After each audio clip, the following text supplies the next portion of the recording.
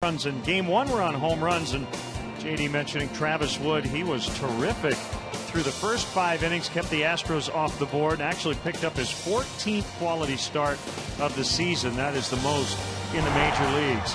Now in the 5th inning, Cubs adding on to their lead is Nate Scherholtz, hitting his 10th home run of the season off Bud Norris. That's a new career high for Nate. Things look pretty good, but then the next half inning, Astros batting with 2 outs, 2 on. Cutter just trailed too far inside, didn't the intention was to throw that backdoor cutter to the outside corner. He just pulled it across his body. It drifted up and in on J.D. Martinez, who had been beat by a similar pitch earlier in the ballgame, but that time he got the barrel out and knocked it onto Waveland. Now the 8th inning. This was a weird inning for the Cubs. They had all kinds of base runners. A pickoff here at second base. It looked like Soriano got his hand in, but the call went against the Cubs. Dale Swaim coming out to argue, to no avail. And then later on in the inning, bases loaded, a 3-1 count. It looked like ball 4. It was called strike 2, and Barney would end up flying out to center field to end the threat. So we remain tied. Top of the 9th, Kevin Gregg is on. Justin Maxwell at third, and a nice safety squeeze bunt by Ronnie Cedeno. The Astros grab a 4-3 lead, and that would be the final score as the Astros win a tight one yesterday. Yeah, again, J.D. Martinez with the big blow. It kind of came out of nowhere because Travis Wood was in complete command of his stuff. And, that Astros lineup doesn't have a lot of firepower. They do have some dangerous bats, but the way Wood has pitched this year, the way he was pitching yesterday, it felt like it was going to be a pretty comfortable win for the Cubs. But a new day, a chance for redemption here this afternoon. Let's take one more look back at yesterday. Jen Latta is down on the field. Dale Swaim talking about the couple of calls that we just mentioned and possible replay in the future. Jen? You're exactly right, guys. Dale Swaim was asked if it was the most frustrating game of the season. He said it was frustrating, but it wasn't the most frustrating, of course, referring to that 8th inning. After the game, Alfonso Soriano did say that he has respect for the umpires. He knows it's a tough job, but it was a bad call. And it is the latest call that has Dale Swaim talking replay in America's pastime. I know they're thinking about it and what avenues they can go down with that, but I think in certain times, yeah. I mean, you could use it, but for the most part, it's the game, and that's the world we live in. What if they had it for like the Soriano's play? Would you?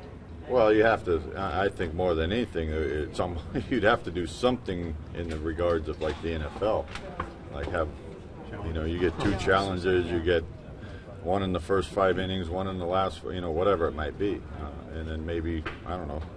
Like the last 2 minutes, everything's under review. I mean, you can open up so many things with replay, but playing 6-hour games.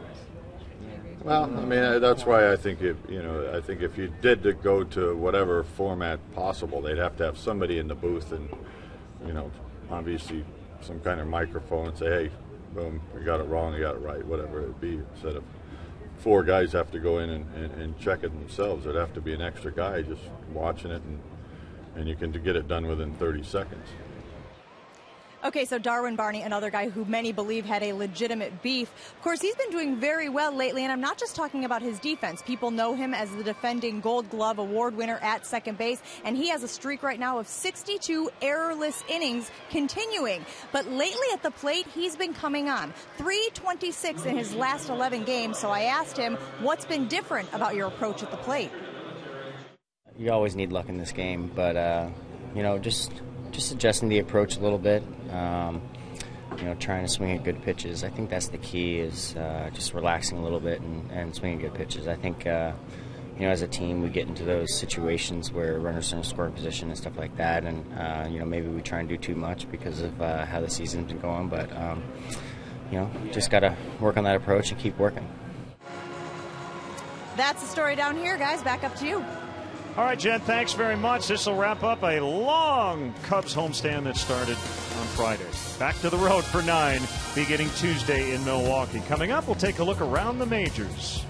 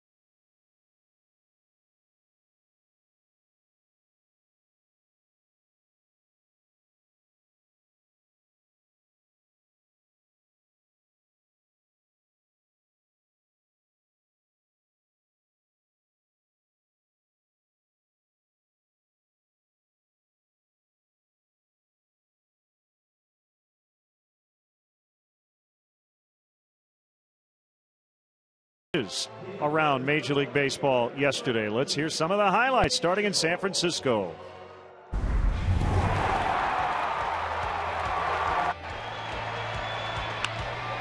Left field. Coming in, it falls. And it kicks away from Ruggiano, and this game is over.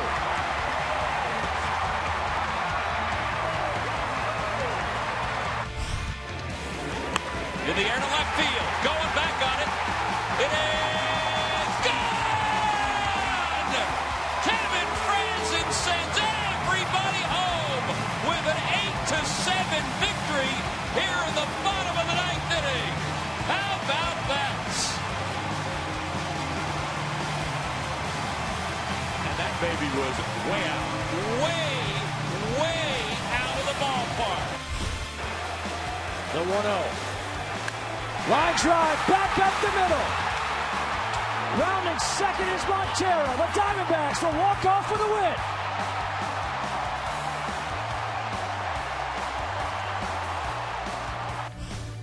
So Arizona with that win, now 4 straight for the Diamondbacks, 3-game lead in the National League West. Look out for the Blue Jays. They're only 6 games out after winning their 10th in a row, 37-36. Back to the West, Zach Greinke returning to San Diego for the first time since that brawl. He suffered the broken collarbone, but gets his 4th win as the Dodgers take the 6-1 decision.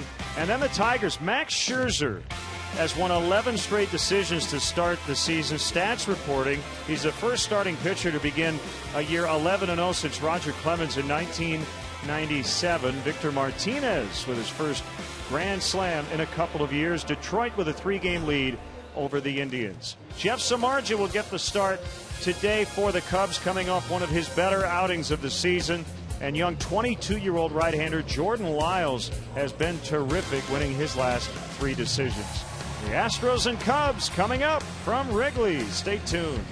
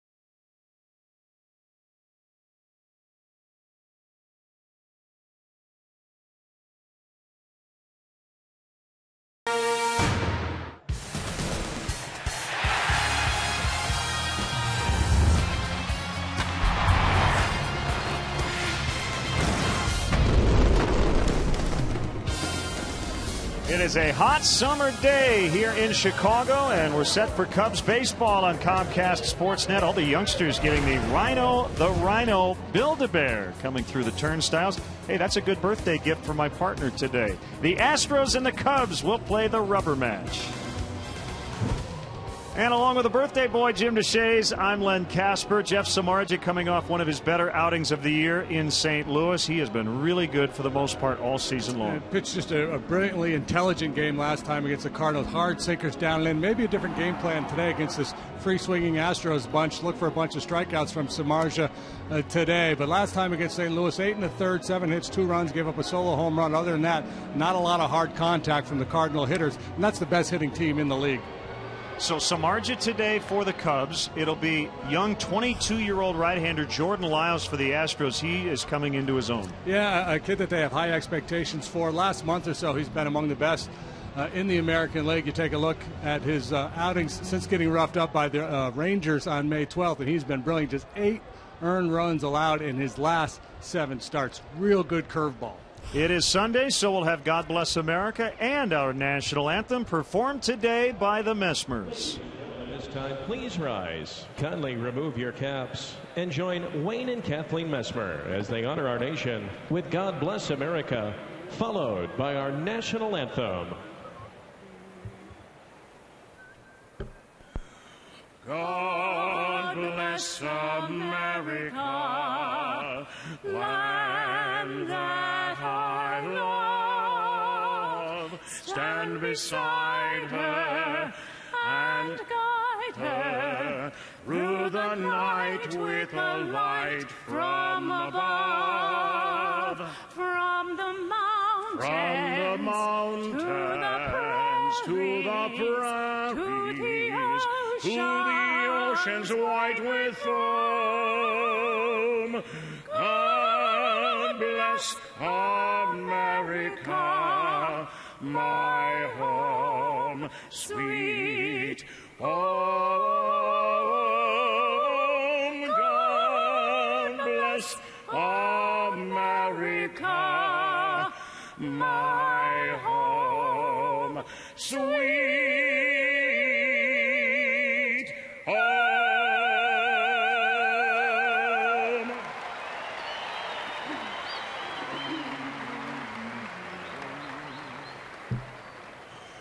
Oh, say, can you see by the dawn's early light what so proudly we hailed at the twilight's last gleaming, whose broad stripes and bright stars through the perilous fight o'er the ramparts we watched were so gallantly streaming on the rocket's red glare, the bombs bursting in air gave proof through the night that our flag was still there.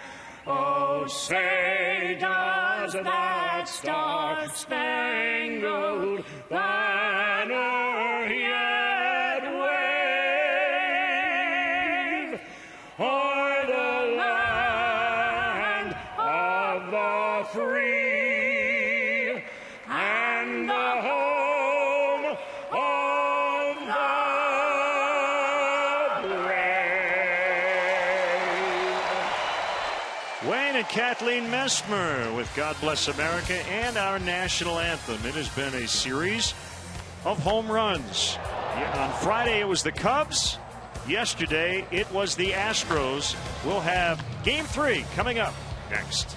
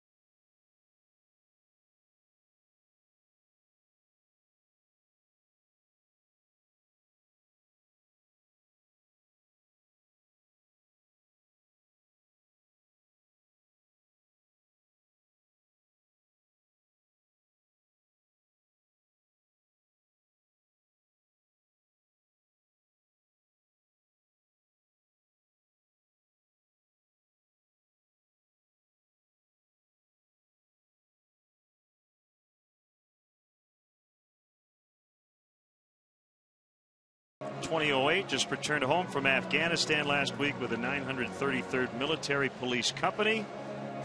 Received the Army Achievement Medal for his work while in Afghanistan. Great to have him here. Welcome home. Yeah.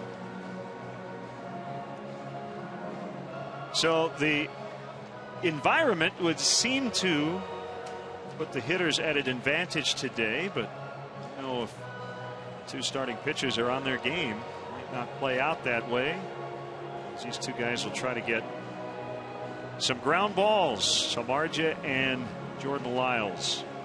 One of those days where Wrigley Field has earned its reputation over the years. People have the image of Wrigley being such a great hitter's park. In reality, it's not. But on days like today, it certainly is. A hot summer day with the wind blowing out.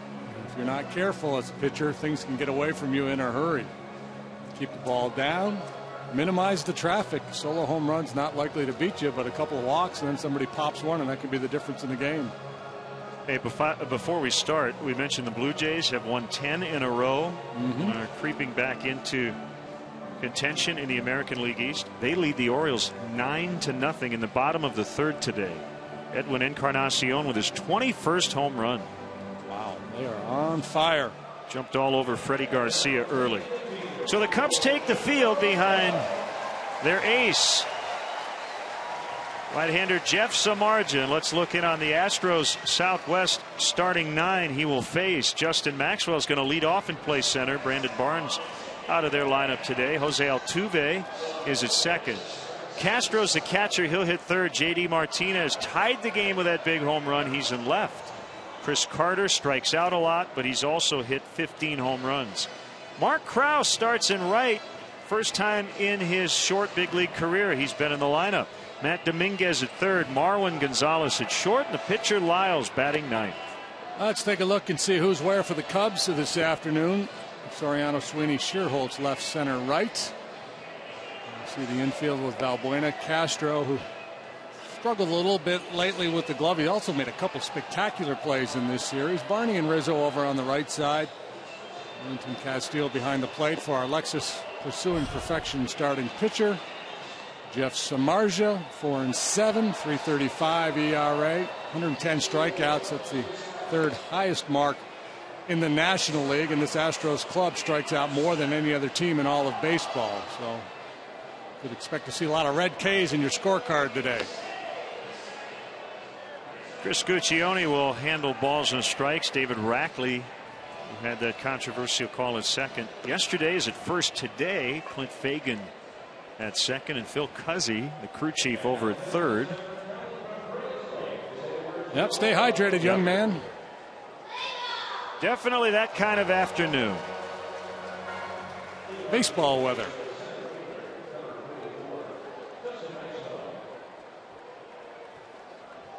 Here's Maxwell to lead it off. Happy birthday, partner. Thank you. As we get going. In case anybody out there wants to know, extra large tall.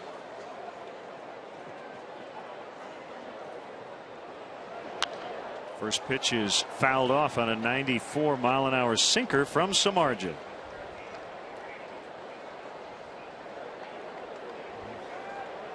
A couple of starts last year for Jeff against the Astros. Here in August, he was really good. 7 innings of 1-run ball. He punched out 11.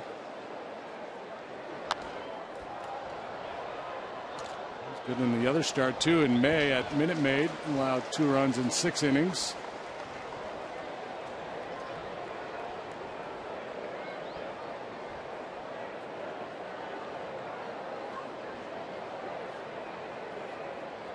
Will Porter likes having Maxwell back in the lineup every day as he takes a slider on the outside corner. Maxwell recently on the disabled list. He has a few words for Chris Guccione right off the bat. Borderline slider. One Maxwell could have reached had he been inclined to go after it. Those big long arms. Interesting call by Bo Porter to have Maxwell in the leadoff spot. Doesn't really profile as a leadoff guy. We talked about the possibility for a big strikeout game from Samardzija today. 1 up, 1 down, and 1 red K in the book. Altuve, good contact hitter, swings and misses. So the Astros as a team, that's their 718th strikeout. They have a pretty good lead in that department among all big league clubs. Fly ball to right, sending Scherholtz back a few steps. Reaches back toward the warning track to haul it in for the out. Their strikeout rate is 25.6%. That's the far and away leader by over, or exactly 2 full percentage points ahead of the second team on that list. So then you say, okay, do they walk a lot? Well, no, they're below major league average at 6.9% of the time they walk. Yeah, they've just got a bunch of free swingers. They tried to add some power to the lineup over the offseason. They were able to do that. Castro hits this ball hard, but a slicing liner lands in the glove of Alfonso Soriano. So a quick 1-2-3 for Samardzija. The Cubs coming up.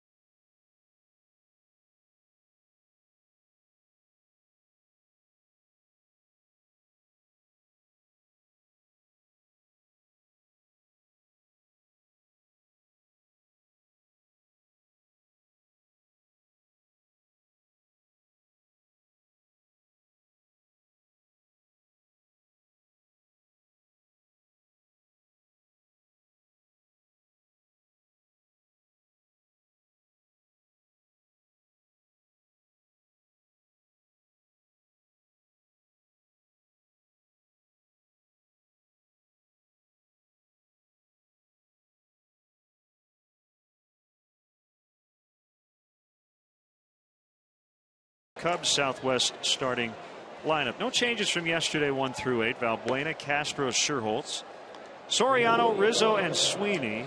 And then Castillo, Barney, and Samardzija. We should point out Castillo and Barney have been two of the hotter Cub hitters here lately. And here are the Astros defensively this afternoon. They sacrificed a little bit with Brandon Barnes not being in the outfield. Today it's Maxwell in center. Krause making his first major league start, as Len mentioned. He's in right. J.D. Martinez covers left. Dominguez, Gonzalez, Altuve, Carter, third to first. Jason Castro behind the plate. And Alexis starting pitcher for the Astros, 22-year-old Jordan Lyles. And what a turnaround he has had. 10 starts now this year, 4-1, 3.22. He's been on quite a roll over the last month, 6 weeks or so. And how about 22 years old? This is his 51st major league start. Valbuena bounces on the first pitch and hits it foul out of play off of third. Well, there certainly have been some bumps in the road for young Jordan Lyles since coming to the big leagues, but you know, a high draft pick, a guy they had high expectations for, and he's a very mature kid. So I think the thinking was, you know, we can bring this guy to the big leagues, and even if he gets knocked around a little bit, it's not going to set him back and crush his confidence.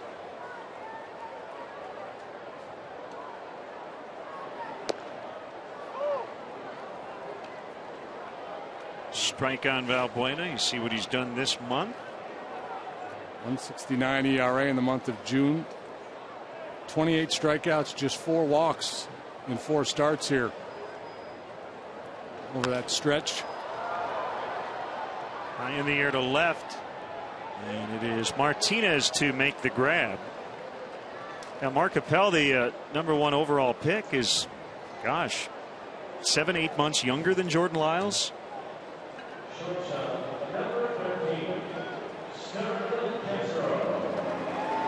Lyles first came to the big leagues in 2011. 2-8 that year, the high ERA. Last year split time between AAA and Houston. And again, you know, flashes at the big league level. They seem to figure things out late in the year.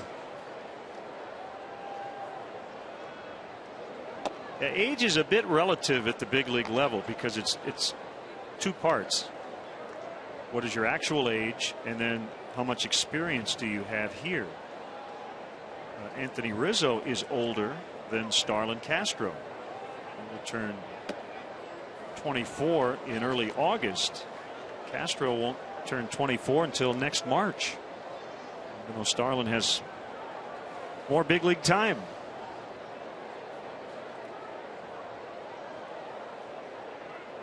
Anthony got a haircut today. Did you see that?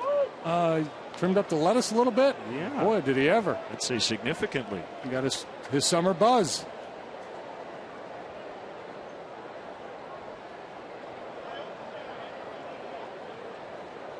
I got a summer buzz Friday night at the concert, but that's a little different. As Castro fouls off. But I had a good night's sleep last night. Recharged and ready to go? Yep.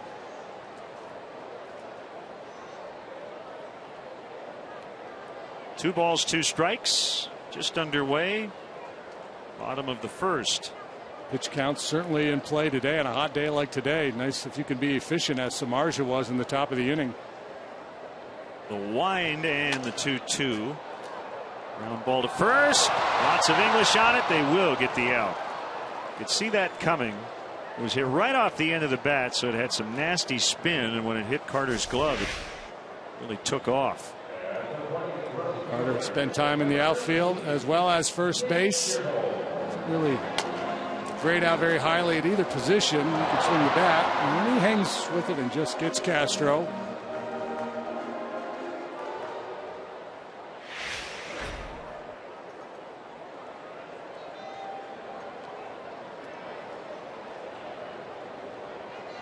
So Sherholtz hit his 10th home run yesterday. First time in his career he's hit double digits in home runs in a season. Ground ball. Altuve just slowed it down but could not flag it down. And that's a base hit. Now one of those in-betweeners for Altuve. He probably felt like if he left his feet to knock that ball down, it might be difficult to get up and make a play. So he tries to stay upright and just reach for it, and not able to corral it. 2-out single for Nate Sherholtz.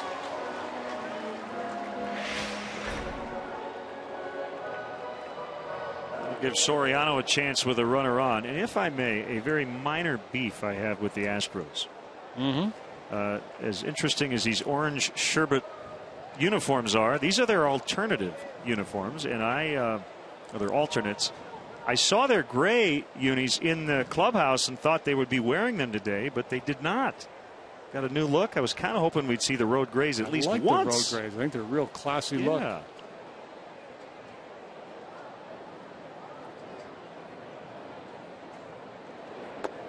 Yeah, not to get too deep into the fashion world, I like everything about their new look, which is kind of a lot like their old look. Except for that, I'm not a big fan of the orange shirts. Not much.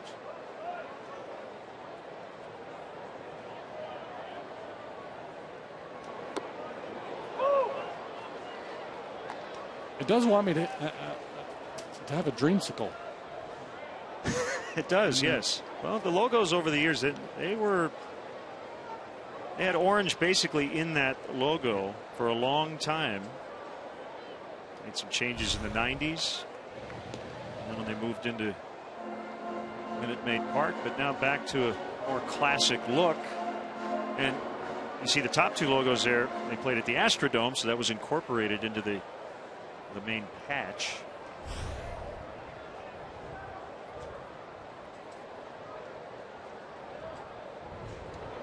That's high. Now, you pointed out of the many different iterations of the uniform that your favorite, going back to late 60s, early 70s. The old 60s shooting star jersey that they used to wear.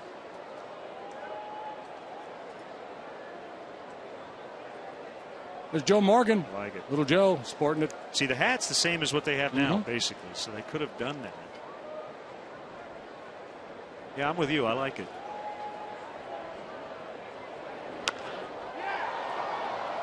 Right field, Kraus went back, now comes in. And that will end the inning. Our conversation about the Astros unis after 1. No Mr. score. Blackwell.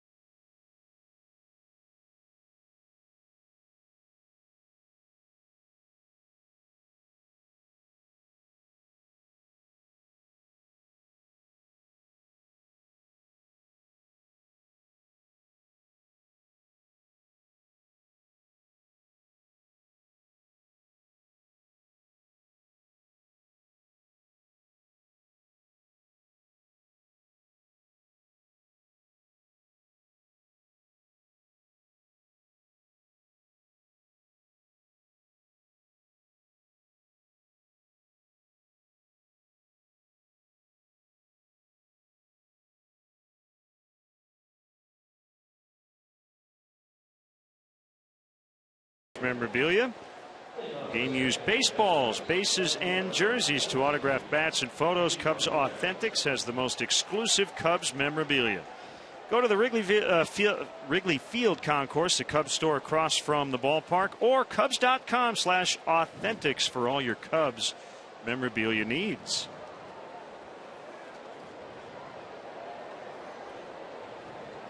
J.D. Martinez leading off here in the second, and good to see the new coach of the Chicago Bears, Mark Trestman. He's got pretty good seats. I'm sure he remembers Jeff Samardzija as a receiver at Notre Dame. I've heard the playbook is rather complex on offense. That'll make for some fun football. Should. Jim DeShays Martinez. I assume that's what JD stands for. Julio Daniel. Oh, okay. I believe. I trust you.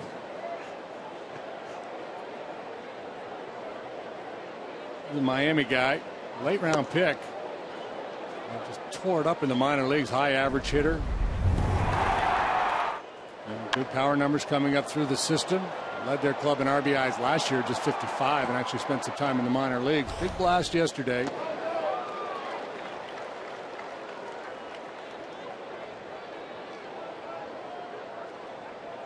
Making the most of those 7 home runs. They've all come with the man on base, at least one man. Yesterday was a 3-run shot.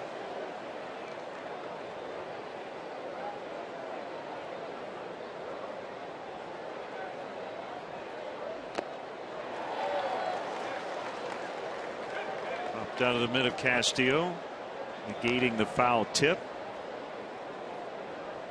We'll repeat a 3-2 coming up. Chris Carter on deck, then the right fielder Mark Krause.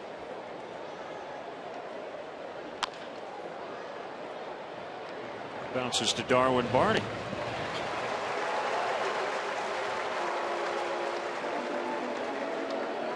That'll bring up Carter, who has struck out a major league high 105 times. We've alluded to the Astros team strikeout rate. Carter at 37.6% of his plate appearances. That's almost double the major league average.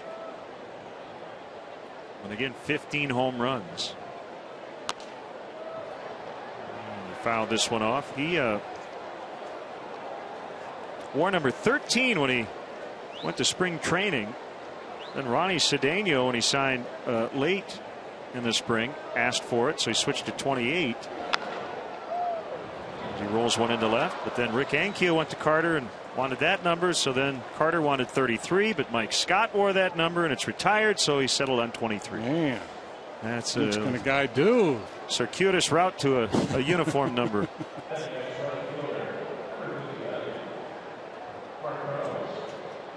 So he gave it up to Ronnie Cedeno, and who was the other guy? Rick Ankiel. Rick Ankiel said normally 2 teams ago for him. Yeah, normally when you're, if you're willing to give up a uniform number, it's for a guy who's been in the game for a long time and kind of a high caliber type player. If I put Cedeno and Ankiel in that category.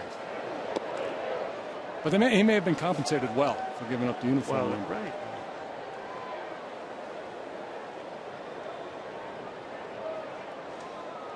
So Krause made his major league debut on Friday, 0 for 2 in the series.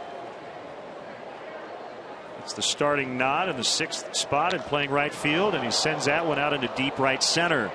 Scherholtz on the move, makes the catch for the out. Carter has to scramble back to first.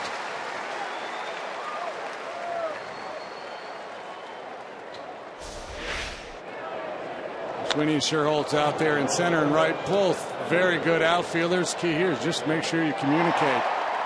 Scherholtz takes charge. Sweeney peels off. Out recorded.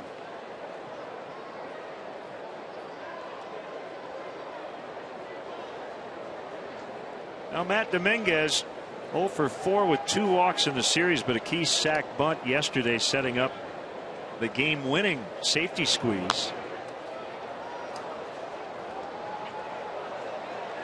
On the opposite end of that spectrum, he went homerless over his first 33 games, but in his last 39 has connected 10 times.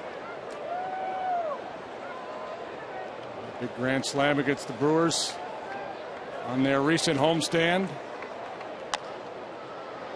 Lifted to right. Scherholtz. Busy start to his afternoon. 2 hands on it. Inning over. 1 out single by Carter. No runs after an inning and a half. Scoreless.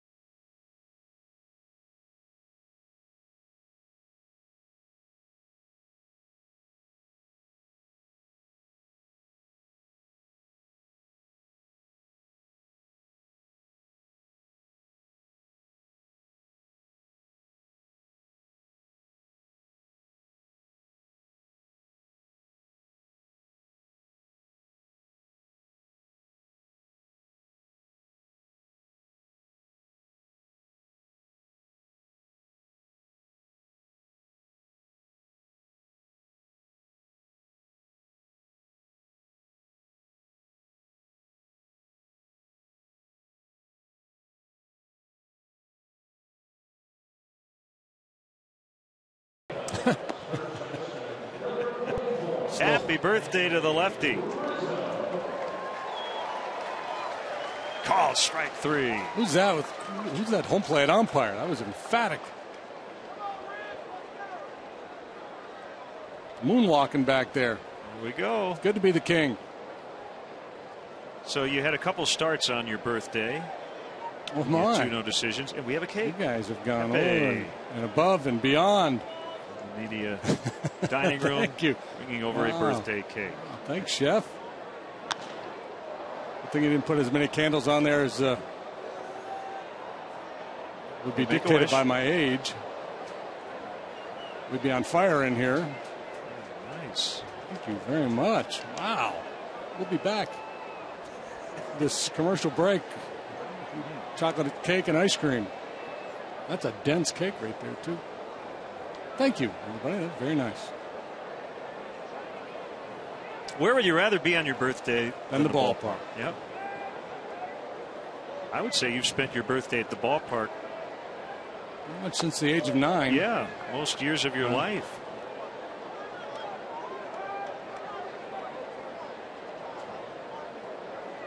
One home run for Rizzo came in the opening game of this series. Altuve does leave his feet this time. Can't get that one. Rizzo's going to try to get to second, and he's going to make it.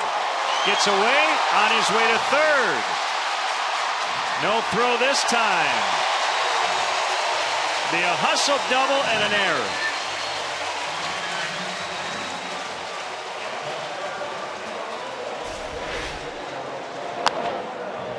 They were playing him strong full. Altuve was shaded toward the hole, but the ball hit sharply enough to get beyond his reach. Slowed it down. Errant throw. And now the Cubs have a golden opportunity to draw first blood here.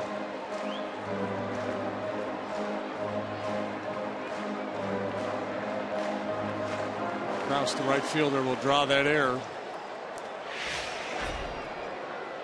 So it's Ryan Sweeney. Dominguez even with a bag at third and off the line. Everybody else back. They'll give up a run here and to avoid a big inning and a called strike. Had some issues in the field.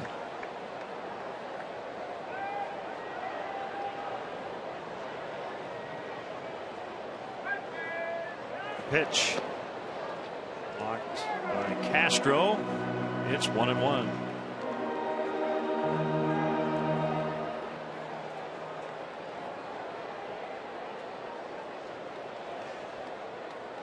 Lyles out pitch, probably his curveball. He'll throw his changeup to the lefties as well. Good fastball. Not in Samardzij's territory, but still pretty good one. There's a little sink piece right there at 92. By the way, you better eat all of this cake today, because if you have a good broadcast, we're going to throw the cake in your face like a player after the game. Just warning you. So yeah, we're going to share with everybody over there in press row and make sure that's not an option.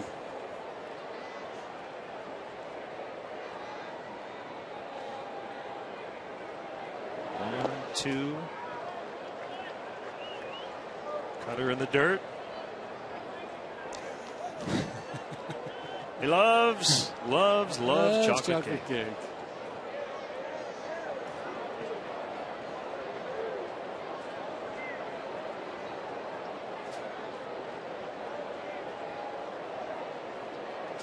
What, no balloons?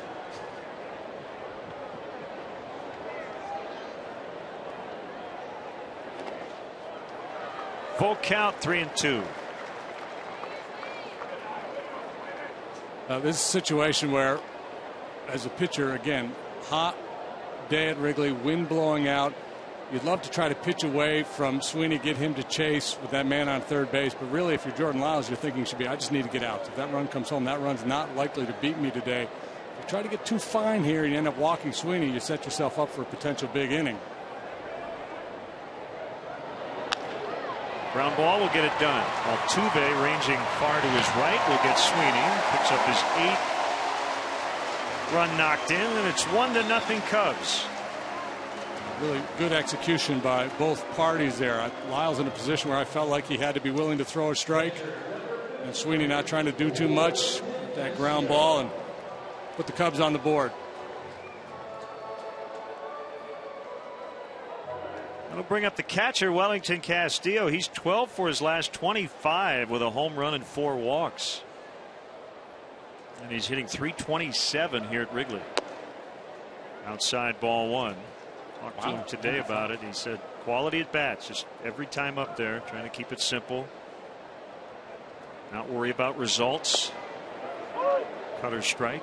Well, and the other thing too is you know, I think we're all guilty of it. We tend to define a quality at bat as a long at bat, and that's just not the case. And he provided great evidence of that the other day. 3 hits and 8 pitches in St. Louis.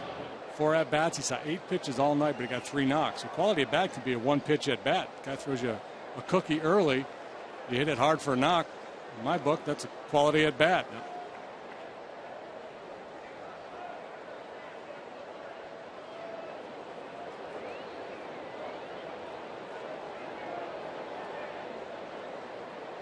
Taking more walks as well. What did he have, like 1 walk in his first 36 games?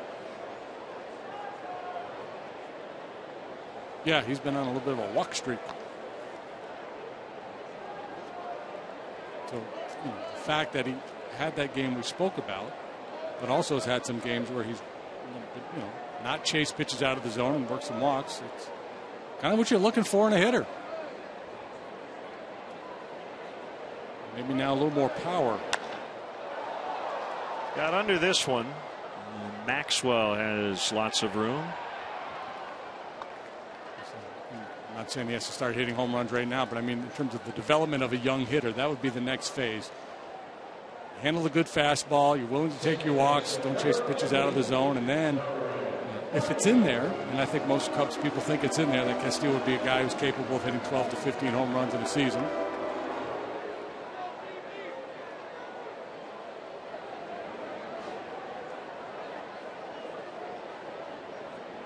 Barney thought he had walked with the bases loaded to give the Cubs the lead in the 8th yesterday, but it was called a strike. Eventually flied out. He's not too happy about the way that game ended yesterday. Dominguez looks it in before throwing across to Carter to end the inning. That run is earned. A double and an error to start it. Sweeney gets Rizzo to the plate, and it's 1-0.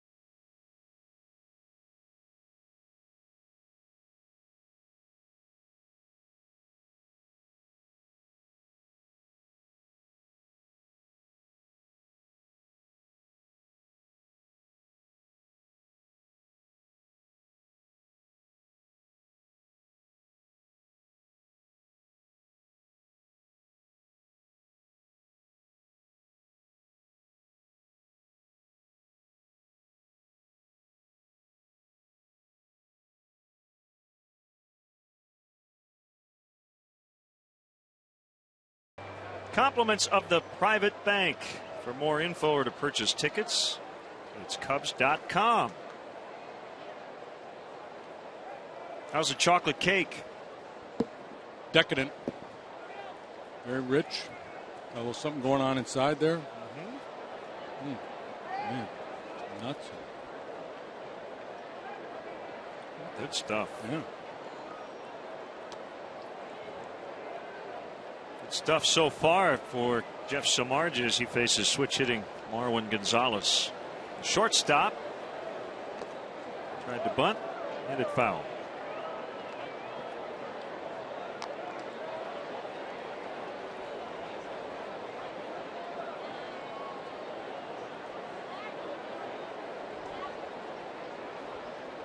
Marwin brings some value to the club. A good defender, switch hitter.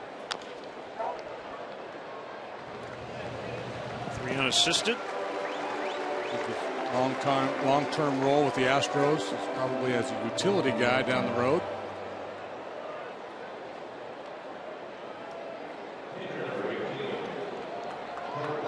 So it's a 3-game homestand for the Cubs. It was a 3-game road trip for the Astros. They're heading right back home after this one. And they'll host St. Louis starting on Tuesday night. quick hitter out and back for the Astros. They made it a family trip, so a lot of wives and kids enjoying Chicago this weekend. Miles is a very good athlete. He signed out of high school, turned down a scholarship to the University of South Carolina to play football and baseball. Like Samardzija, he was a wideout. Swing and a miss. Well located fastball.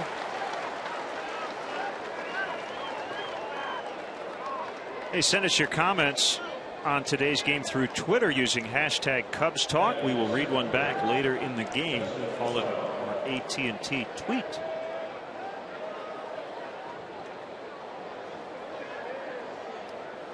Also want to set this up.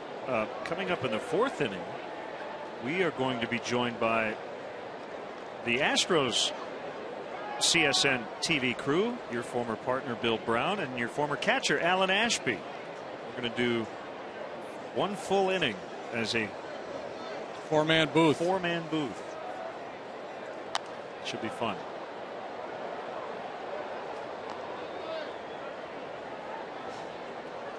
Well, and certainly some similarities between these two organizations, these two clubs, and where they are right now.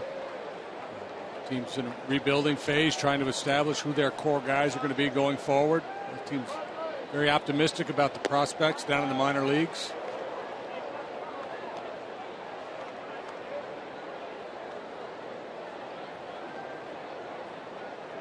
Guessing that little girl's probably not overly concerned with that.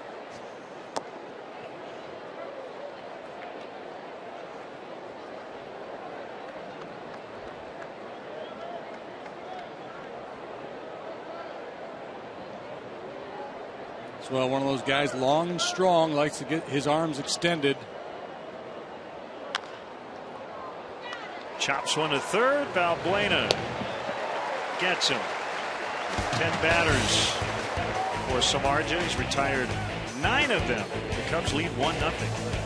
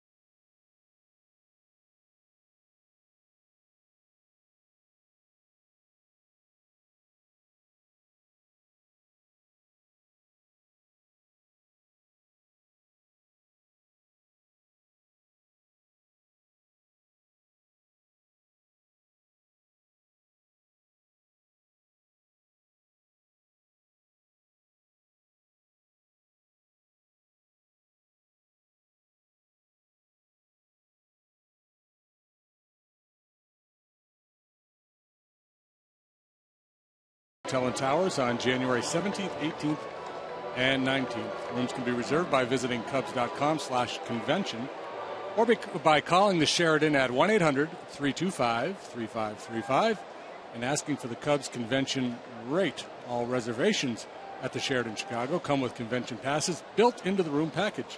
So jump on. Hope to see you there. Jeff Samardzija swats one into center. Cubs have a runner here in the third. Well, we've been talking in recent days about Dale Schwaim wanting to see his hitters be more aggressive, attack that first good fastball they see. That's something Jeff Samardzija does every time he goes to the plate. He goes up there with that swing hard in case you hit it mentality, and It's paid off for him a number of times already, and he's got himself a leadoff knock.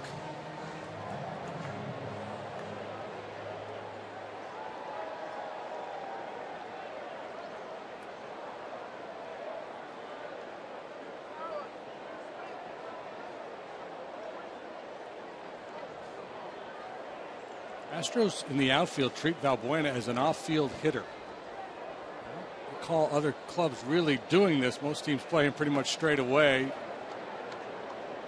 Their philosophy with him is pitch away, play him away. He can handle the inside fastball. We've seen him turn on a lot of inside fastballs. They can stay away. They feel like they want to shade their outfielders, their center fielder Maxwell in this case, over towards left field.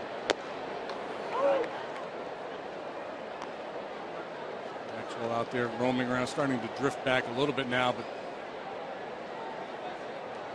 would have a hard time splitting that gap between Maxwell and Martinez.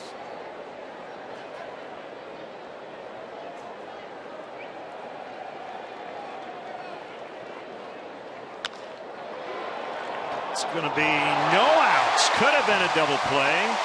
Gonzalez just couldn't handle it. Second error of the day already on the Astros. A tough day for Marwin Gonzalez because the first error was charged to the right fielder Krause on that throw into second base. It was a ball that Marwin probably could have corralled. Now this sharply hit ground ball that looked like a double play, and he just clanked it.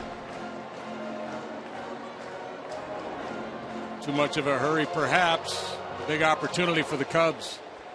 Not only the extra base runners, but the extra pitches it forces a pitcher to make on a hot day like today really have an impact.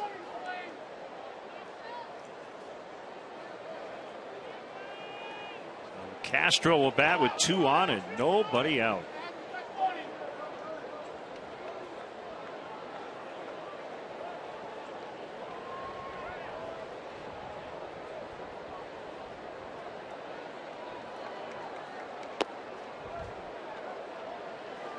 He's got a big hole on the right side. Altuve playing pretty close to the bag at second.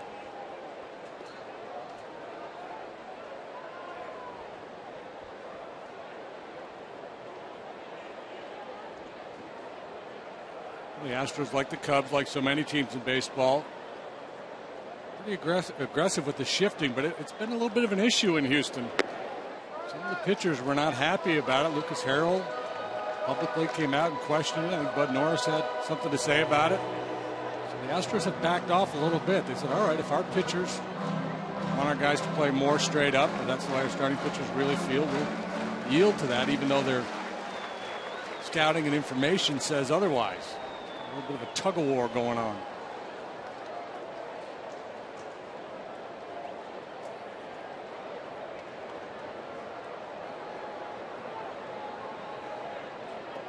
Pitcher and catcher took a little bit too long, so Castro asked for time. We'll have to start the process over again.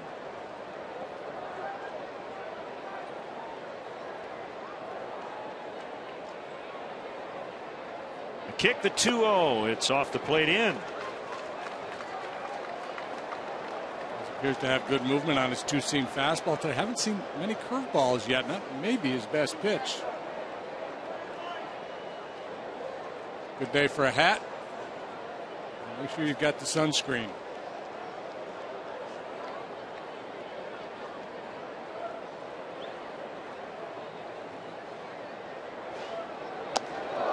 Missed badly, and they're loaded for Nate Scherholtz.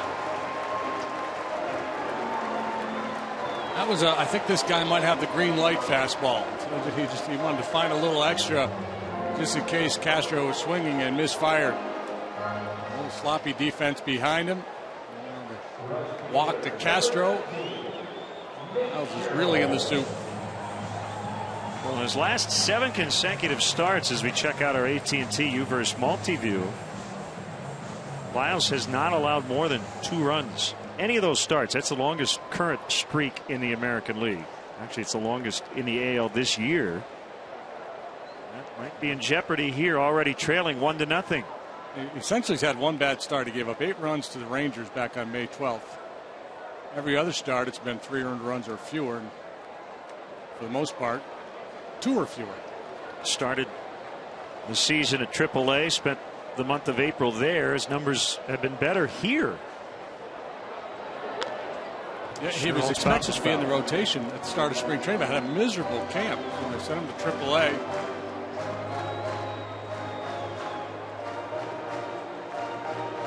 A 5.32 ERA at Oklahoma City. Cubs have seen him before. This is his 4th career start against the Cubs. He's 1-0 with a 2.5 ERA in those 3 games. He is on the ropes here, and that was kind of the key in yesterday's game too. The Astros kicked it around a little bit. Cubs scored 2 early off Bud Norris, but they could have really had a big inning there in the 3rd. Ended up leaving the bases loaded. It seemed that big at the time, the way Travis Wood was pitching. The Astros were able to fight their way back in that game and ultimately win it. Ground ball through for a base hit. Cubs are going to get a couple. Samardzija in. Valbuena behind him, and Nate Scherholz makes it 3-0.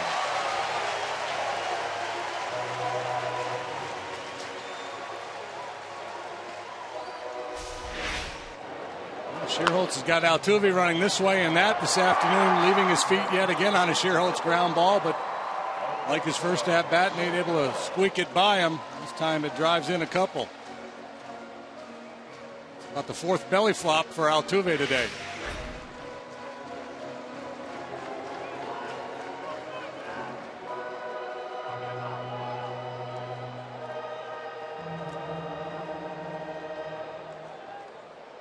And still no outs.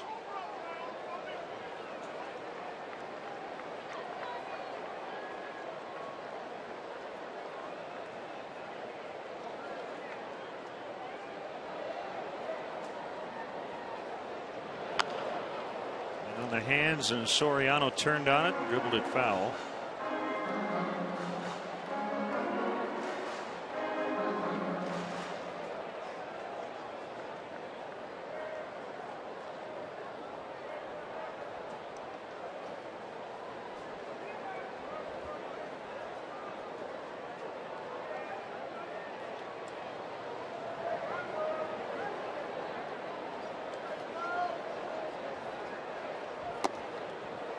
Fastball missed. 1 ball, 1 strike.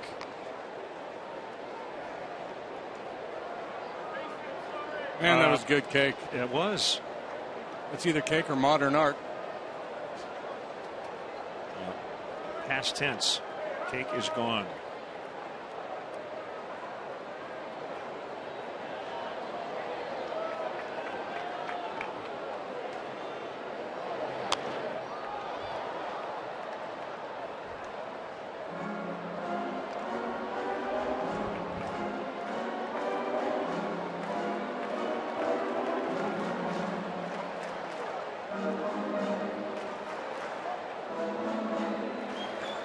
Sure, you've had starts in which your defense didn't really help you out, and it's 2-pronged. I mean, you could sit here and feel sorry for yourself, but you also got to make a pitch to get out of it. Yeah, you have to be able to turn the page in a hurry. Miles trying to do that here. Victimized by a couple of errors the last 2 innings. You stand out there on the mound and bemoan your fate and stomp around. You've seen guys stare down their teammates. You can see that from Lyles. Mature kid, good professional.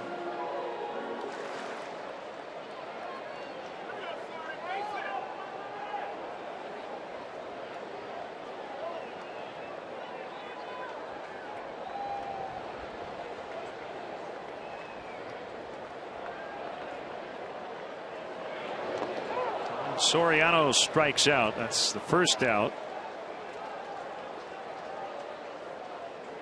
Also the first punch out for Lyles. Good tight breaking ball. Very difficult for the hitter to recognize that one.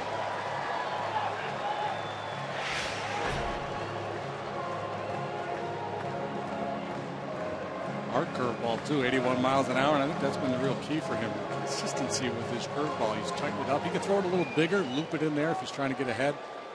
On 0-0, start out of the zone, then drop into the strike zone. But when you're looking for that swing and a miss, you want that pitch going from strike zone to out of the zone.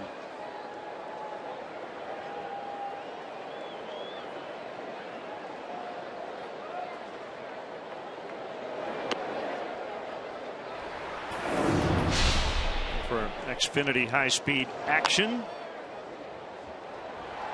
Yeah, nice job getting on top of that high fastball that was in on him a little bit. And hitting that ball hard on the ground. That's a pitch you often see swung through or popped up.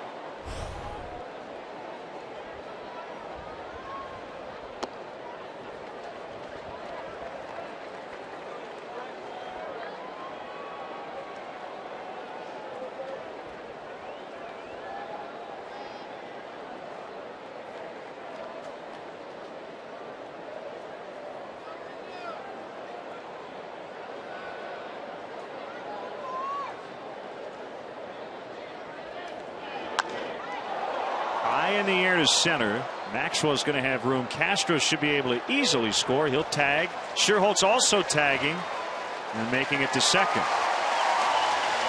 Sacrifice fly for Rizzo. And it's now 4-0 Cubs. Third, less than 2 outs. Hitters will go up there looking for a ball that they can get airborne. Nice job by Rizzo. Very good base running by Scherholtz to tag and advance. But it doesn't appear to me like the wind is affecting the ball all that much. That, you know, the day when the wind is really blowing hard here, that's the kind of ball it's going to carry out of here.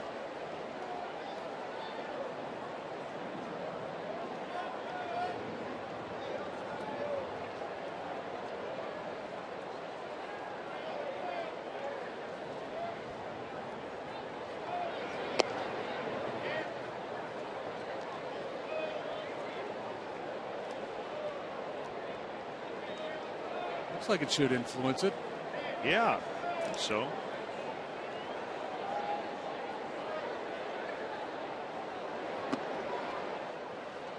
It's just my former pitcher's bias that thinks on a day like today everything flies out of the ballpark. There's the breakdown on Lyles. He's had to work awfully hard, and those errors have really forced him to do so.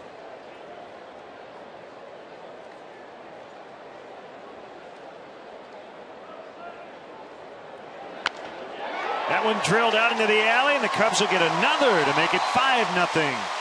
Sweeney on his way to second. He is safe. That's a double. That's just good baseball there all the way around. Scherholtz coming home because of his ability to tag and advance to second, and then Sweeney smoking that ball into the alley and thinking double all the way and able to get there.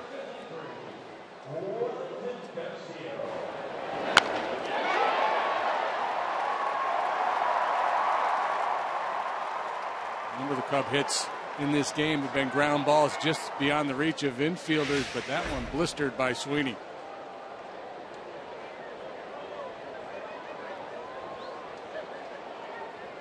Doug Brocale will head out to the mound.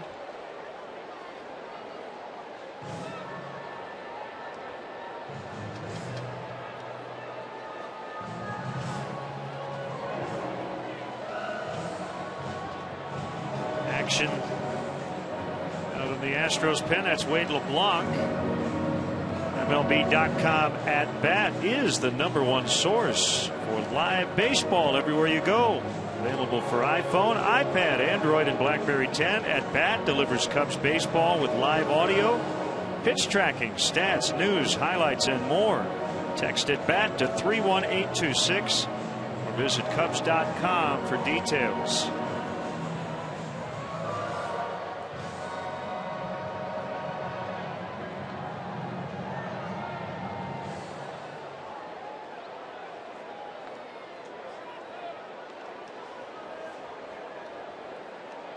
Runner at second, 4 in, and Castillo takes a strike.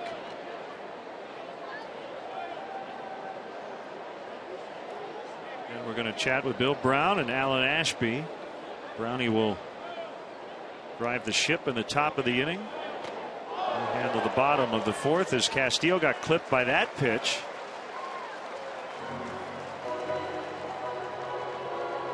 He's looking to push back a little bit, throws the first pitch strike with the curveball, and then runs fastball in. Flips the jersey of Castillo. Kindest of all hit by pitches.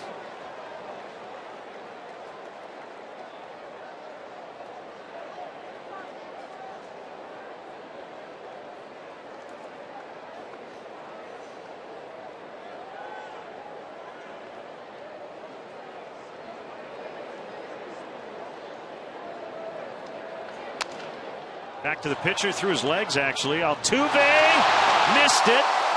Castillo caught between second and third. So you got a run down here. Sweeney's going to take off for the plate. Throw there. He is tagged out.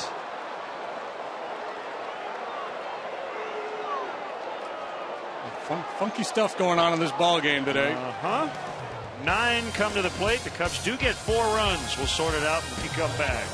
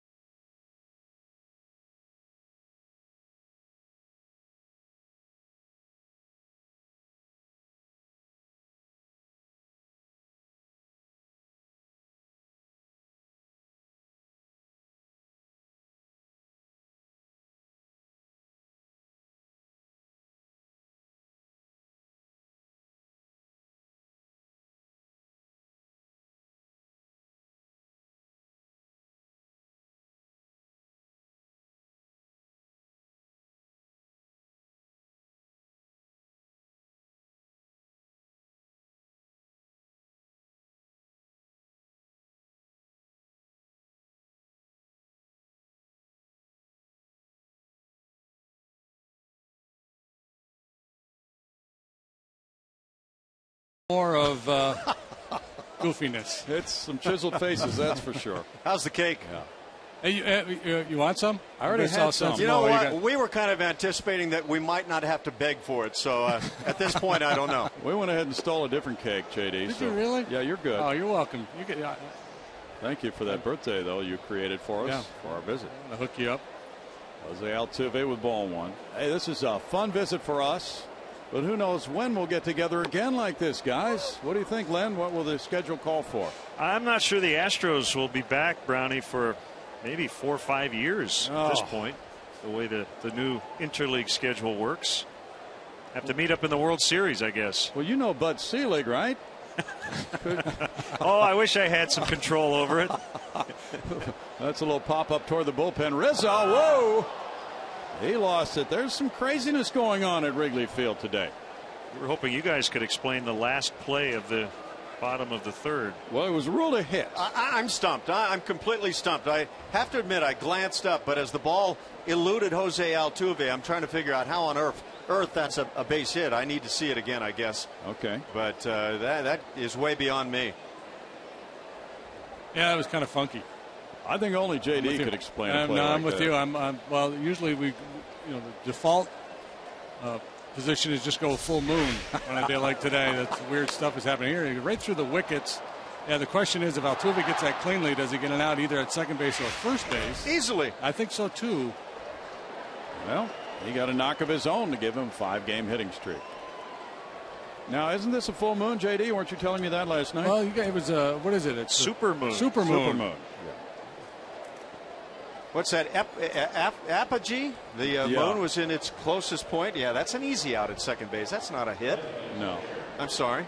But it's a hit. Getting a little defensive of Lyles, the way things have gone here defensively. I don't even know if you can legally use the word defensively the way things have gone. Well, I know, you've got the Cubs aspect, Len. You've got the Astros aspect. And you've got the fairness doctrine. Well, we were just talking about, from a pitcher's perspective, obviously Lyles has been a victim of some pretty rough defense behind him, but JD can speak through experience. You still have to get out of the inning.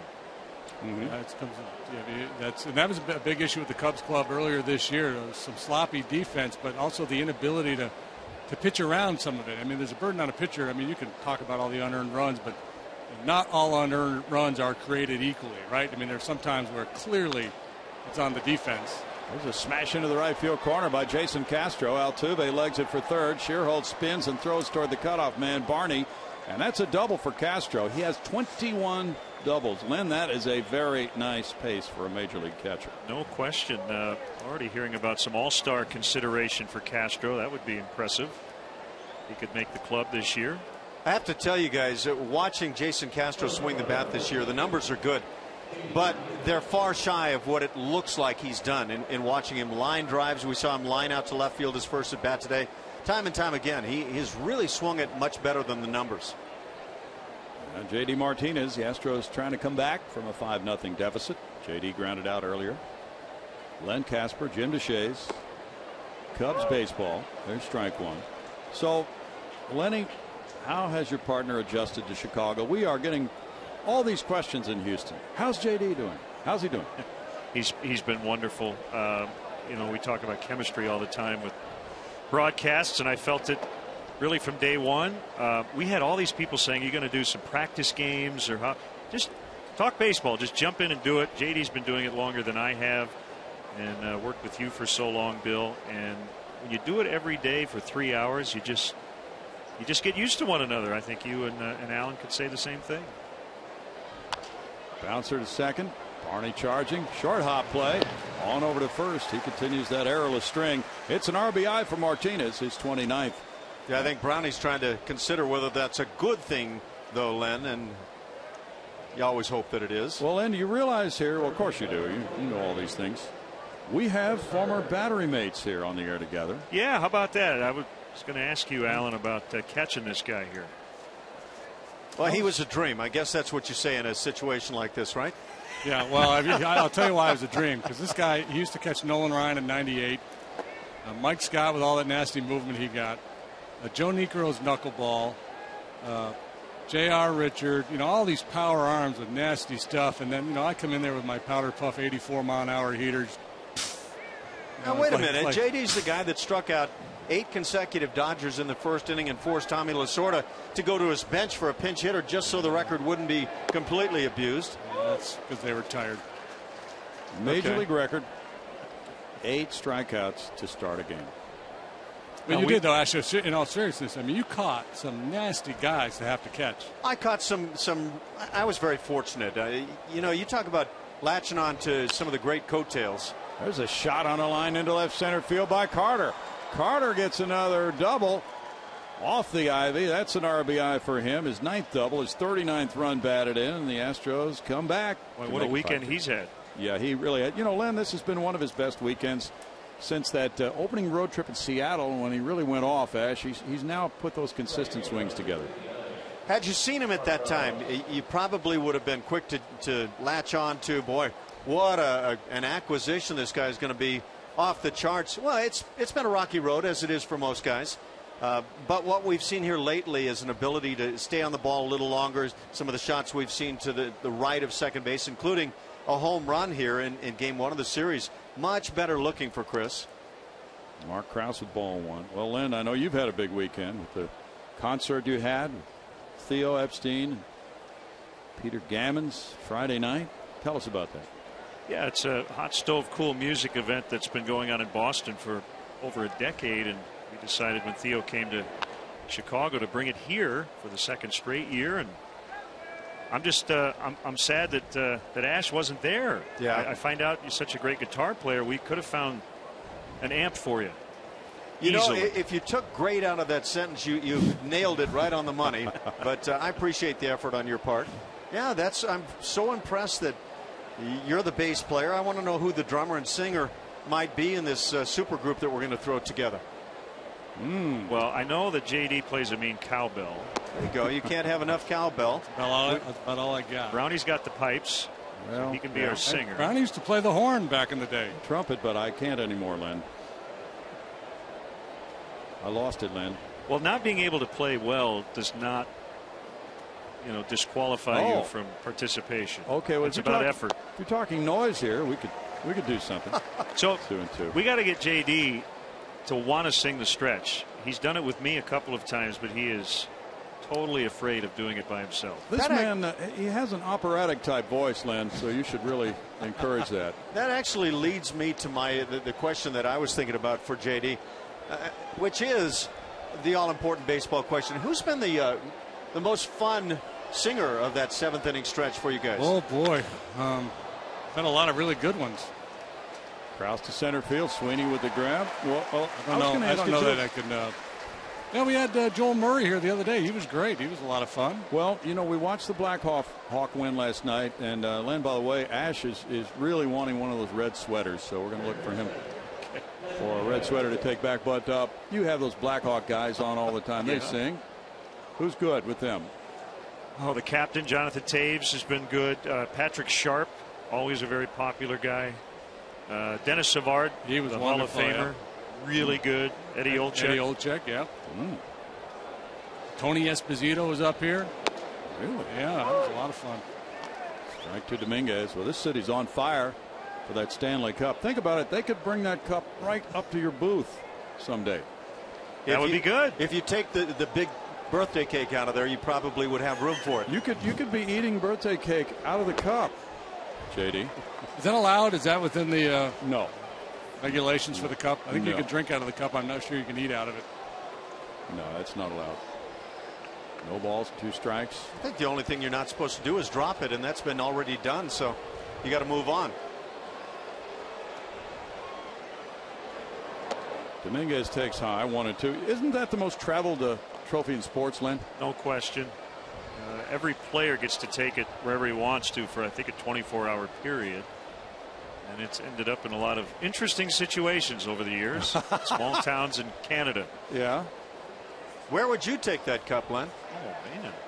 That's a great question. I think I'd have to bring it to Wrigley if I had it. Just let the fans enjoy it.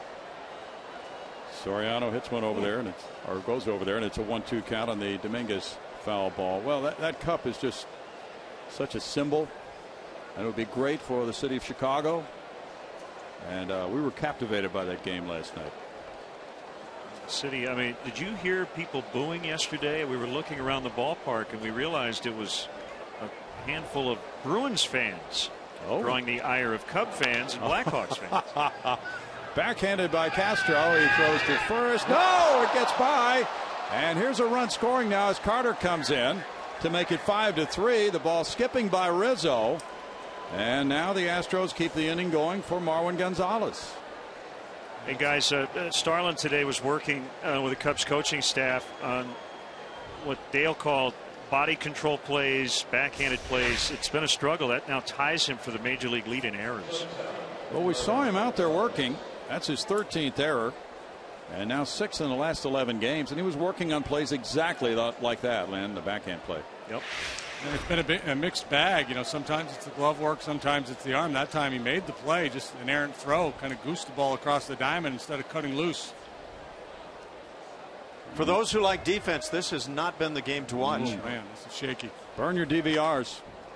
Foul back. There's strike 1. But they're going to want to save this inning. The 4-man booth. Oh, yeah. We have messed up this game beyond repair. This is ugly. And on a day where you can ill afford to force your pitchers to make more pitches in this heat, but that's exactly what has happened. Is this about as warm as you guys have had it this summer? Yeah, for sure. Broken bat roller. Valbuena doesn't handle it, and that was hit slowly enough to give Gonzalez a chance to get up the line, and he is safe, bringing up the pitcher's spot. Dominguez into third. Wouldn't you love to hear the comments of the person who is just watching baseball for the first time ever and watching this game? So this is how you do it. I think they would be a little confused. That one ruled a base hit. What's your opinion? That one was ruled a base hit. Okay. So you're not changing now that you've moved booths. I don't know. I just the frustrating part is when the ball's not fielded cleanly, you never know whether the guy's going to make a play or not. It wasn't an easy chance, but as a former pitcher, you tend to want everything to be ruled an error. Yeah. To take the pitchers off the hook. That's more of a base hit than the Darwin Barney ground ball, is it not? I would say yes. If we're talking about degrees of base hits. Jordan Lyles struck out in the third inning. 3 runs home on 4 hits and an error here in the inning. And it's 5-3 in a crazy one at Wrigley. Not that you guys have seen many crazy games here. Here's the irony, right? On a day like today when it's hot and the wind's blowing out, you expect a high-run game because the ball's flying out of the ballpark. You don't think it's going to be all about seeing eye hits and misplays and bobbles.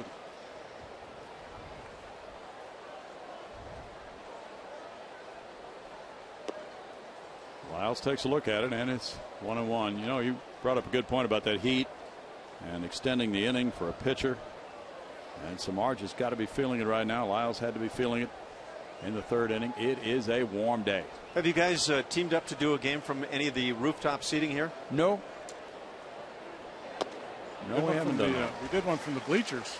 Yeah. The Budweiser patio out there. We were out there last homestand. It was kind of fun. And we were in a suite down below behind home plate. Brownie, you remember the old press box? Yeah. We were on that level. All luxury suites. That's a great view. I love that level, Lynn. Yeah. Catwalk. Runner going from first, and it's a strikeout. Take us to break, Lenny. Okay. The Astros get on the board with 3. We'll continue our chat with Brownie and Ash. Coming up, 5-3 Cubs. And it's still 5.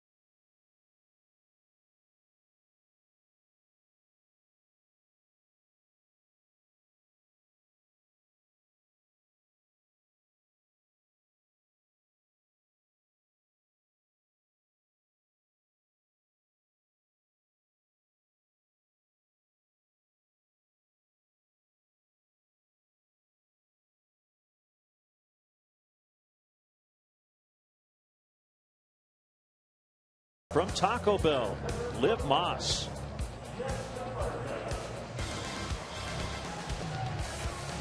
Bottom of the 4th inning, the Cubs lead the Astros 5-3. It has been a very sloppy day defensively. 3 errors combined. Lennon J.D. along with Bill Brown and Alan Ashby. We've got Comcast Sportsnet Chicago and Houston covered here in the 4th inning. Okay, so 4-man booth right now. Bill, you've been doing this for 3 decades. Have you done a lot of 3-man booths? And I go back to the movie Naked Gun, where they had like a six-person booth. The thing that you and JD always did well is you left space in the broadcast, but it's harder to do when you've got a lot of voices, isn't it? Yeah, we don't leave any space. We're going to wear people out, Len. Just wear them out. Jeff Samardzija leading off against Jordan Lyles, who's now back in the game, trailing by 2. I got to tell you a quick story. JD gets hired and tells a story to introduce himself to Cub fans. It was about his final ever Major League appearance. I don't know if he told this story. I'm sure he did on one of your broadcasts here at Wrigley, but the weather was very much like it is today, right, partner? The weather was actually significantly warmer than today in my recollection. It was like 100 degrees that summer in the Midwest. It was a heat wave. This was 95. And you guys will remember we used to stay at the Hyatt on Wacker downtown, right? It had the 2 towers. Yeah. And you'd walk across the walkway from one to the next. Yep. And I'm walking across that tower, and I'm seeing the heat rise up off the road. And I said, this is my last Major League start. That was my thought process. You talk about negative thinking.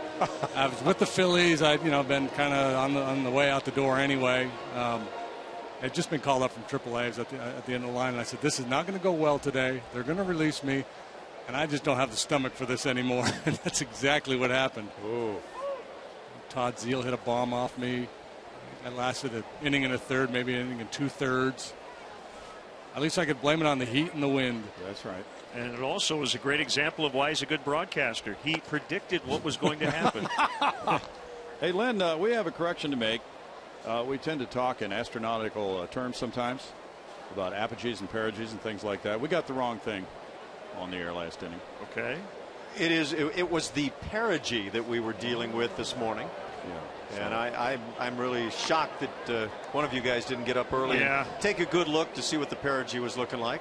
So I always struggle with waxing and waning. So sorry to bring the wrong terminology from NASA land all the way up here to Chicago. The burden is on you guys to get moon talk right. Okay. JD, when you wake up in Chicago and it's warm, don't you know it's going to be a great pitcher's day? It's when you start to hope that maybe some bone chips start to appear in your elbow. And the doctor will confirm. Galena grounds out 2 quick outs here in the bottom of the 4th. So Alan Ashby caught 3 no-hitters. Were they all similar no-hitters? What was? They all wound up with no hits at the end. We know that. In that regard, they were similar. Were there any eight walk games? It was nothing like that at all. I did not catch A.J. Burnett, but Ken Force threw a rather routine, if you can have routine type no-hitter, not many strikeouts, and a lot of balls put in play, but all the plays were routine in the game, it seems, as my memory thinks back. But then I was able to catch Nolan Ryan's record breaker, number 5, and I just latched on as tight as I could to the great coattails in that case. And then the improbable clinching game with Mike Scott on the Hill, 1986, against the San Francisco Giants, 10 games in front, and it was just highly improbable. And Yogi Berra was there, and the whole bit, and Jim Deshaies, and just a whole lot of fun. Some things are so improbable in this game, and I just happen to be a part of it, and I'm so grateful. That's what makes it such a great game. You never know when you get to the ballpark what you're going to see. Well, Joaquin Andujar had already used that line and used it quite well. That one magical word in baseball, you never know. And he was also a teammate of mine. 2 strikes on Castro. 5-3. The Cubs lead. That one is bounced foul. And Brownie, you've got a couple of books. Yeah, I'd give you the opportunity to mention those to all of our Chicago fans. Well, thanks, Len.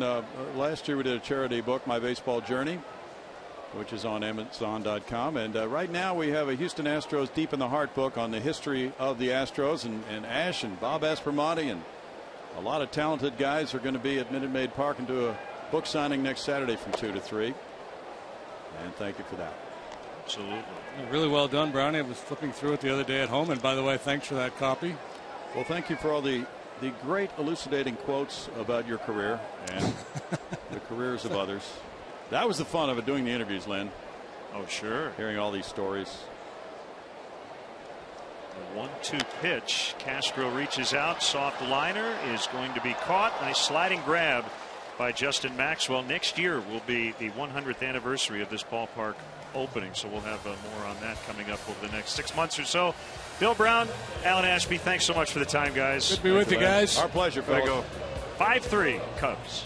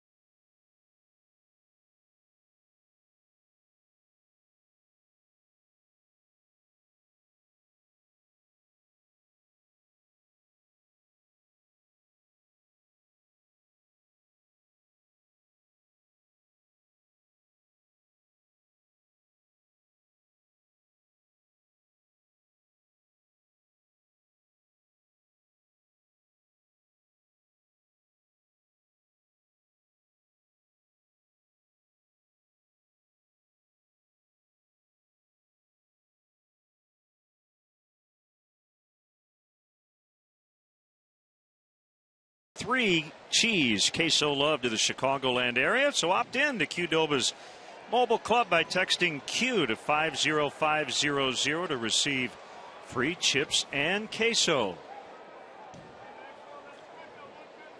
Tomorrow night, join the Game 6 watch party at West End on Madison. Get a CSN rally towel and a chance to win jerseys and prizes from Comcast Sportsnet and Miller Lite. Watch Game 6 with the network that's as obsessed as you are. Comcast Sportsnet tomorrow night at 7 at the West End Bar and Grill. Sounds like a lot of fun.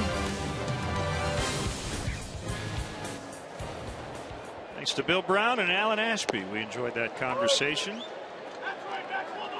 Brownie's right. We won't see the Astros for probably another 3 years, and it'll be down in Houston. Next time we see the American League West. On strike. And they're committed now to an actual rotation within their league play, because they try to go from one division to the next, but it seems like every year there's some matchups that don't really make sense. And I don't know now that there's 15 teams in each league if they're able to do that. Yeah, that's a really good question. I guess when we see next year's schedule, that would give us a better idea. I think they've done a better job of trying to create equity in that schedule by paring the rivalry matchups down to 4 games instead of 6.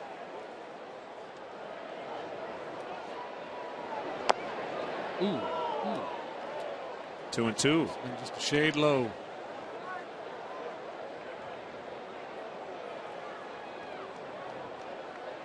So there's those pants high. Maybe he's telling the home plate umpire, see where my knees are, way up here. Got him this time. I'm looking at a slider to start the ball game. This time a split finger pitch to finish him off.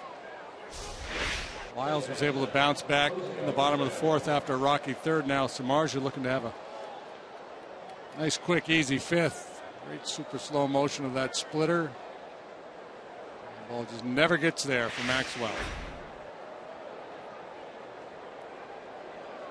So the bottom of the 3rd and the top of the 4th. I'm not sure we've seen back-to-back half innings quite like those two this year. Cubs got 4 in the bottom of the 3rd. There was 1 Astros error in that inning. There's a liner by Altuve, 2 outs. Yeah, key error in the top of the 4th. Yeah, real early in the year, the Cubs were sloppy, and I think a lot of it's just because of the extreme cold weather. Baseball's not to be meant to be played when it's 32 degrees, but obviously you have to get those games in, so it's a little bit tougher defensively on days like that. Today it's a hot day, but this is baseball weather. can't blame it on the heat for the miscues in the field.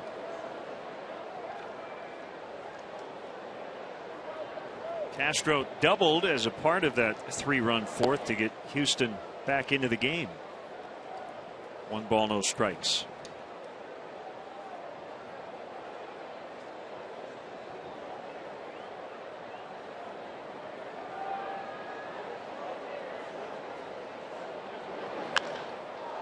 That one hit hard. Soriano will lay out, can't get it. That ball will rest beyond the warning track up against the ivy, and that's another double for Jason Castro. Boy, he's hit the ball hard all 3 times today. Yeah, and line out to left field his first time up, and that's what he's done. He's learned how to kind of drop that back shoulder a little bit, stay behind the ball, and drive it the other way. And with Minute Maid Park having that short porch in left field, with that approach, he should really be able to exploit that and hit some home runs out there. Good effort by Soriano, but a little bit shy.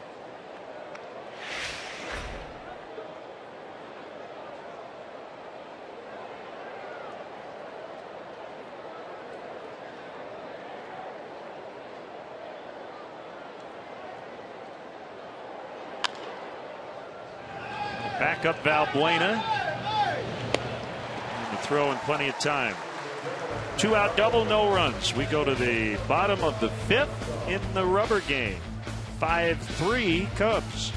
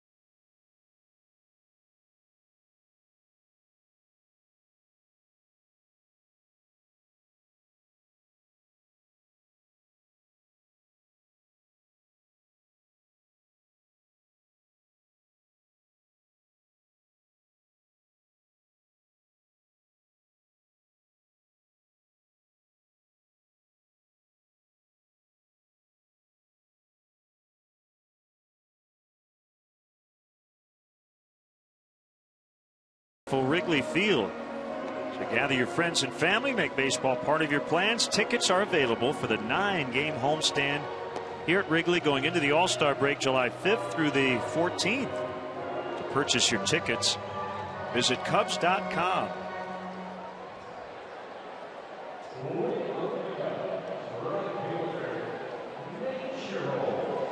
There's Rhino the Rhino.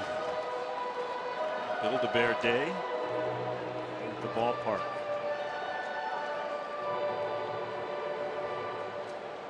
Cubs batting in the bottom of the 5th, leading by a pair.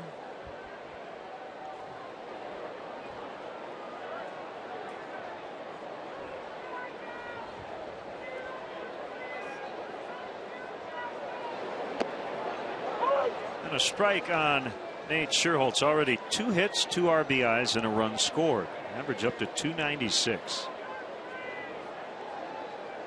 Psychology of baseball is funny. When you have a 5-0 lead and it immediately becomes a 5-3 lead, it almost feels like you're not winning. Probably more optimism in the Astros side than there is in Dale Swaim's dugout right now. As opposed to maybe if it were 2-0. Yeah. Just to have a comfortable lead disappear that quickly. Well, it's kind of like last night. The Blackhawks go into the third leading 2-0, and then the Bruins score and start to carry the play. And you ask yourself, would you rather be the team ahead by a goal kind of hanging on, or the team behind with all the momentum? Sometimes it's good to be the pursuer.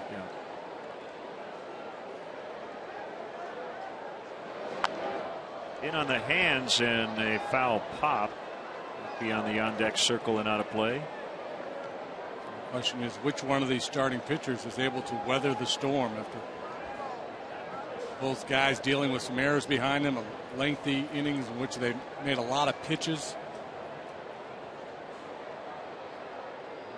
Settle things down and take control. And how much do you have left in the tank?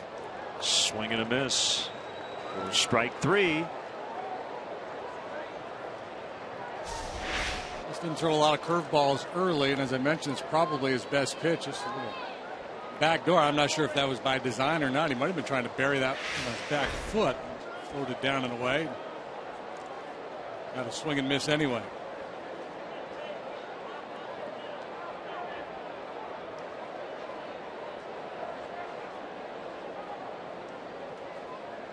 Here's Soriano with 1 out. Takes a strike.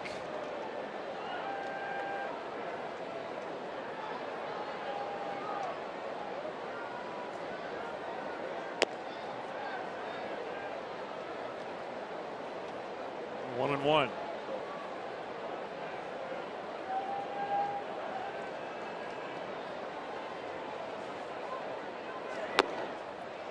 Miss the outside corner.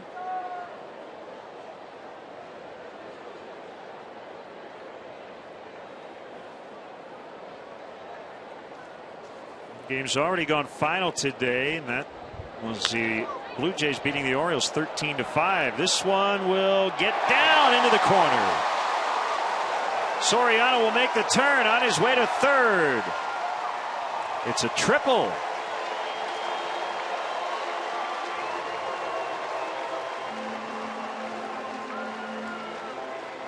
Alonso has really struggled against right-handed pitching this year. Came into this game hitting just .218, but a good swing of the bat here. And Krause to right fielder opts to leave his feet. This ball is going to be extra bases either way. If he stays upright, maybe he's able to hold him to a double. As he goes airborne and doesn't make the play. Soriano able to get an extra 90 feet with just 1 out.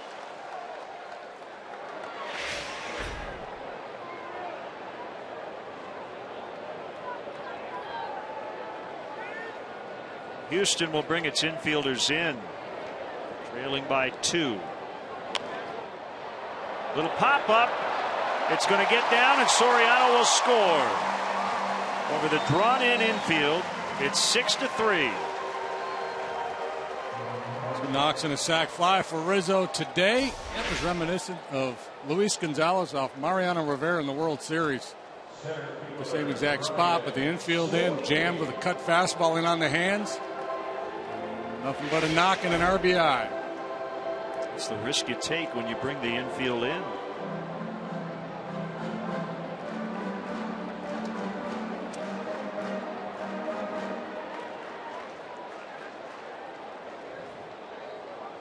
So Toronto beating the Orioles 13-5, and the Blue Jays have tied a franchise record with their 11th consecutive win.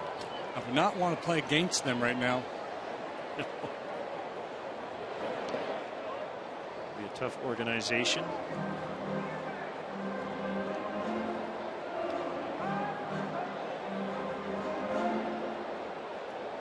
The lead now back to 3. Only 1 out.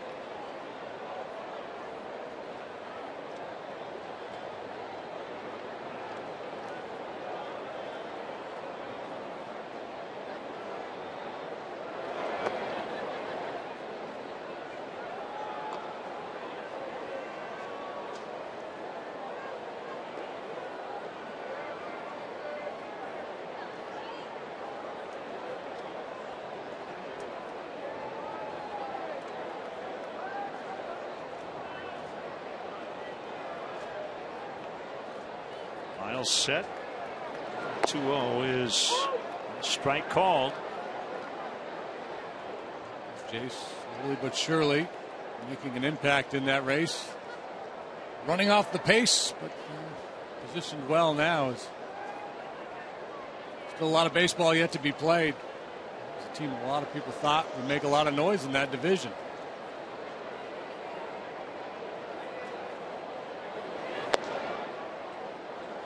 Fastball outside. It's 3-1 with Castillo on deck. So I have to think the thinking in Toronto now is to be buyers at the trade deadline. Add an arm to that rotation.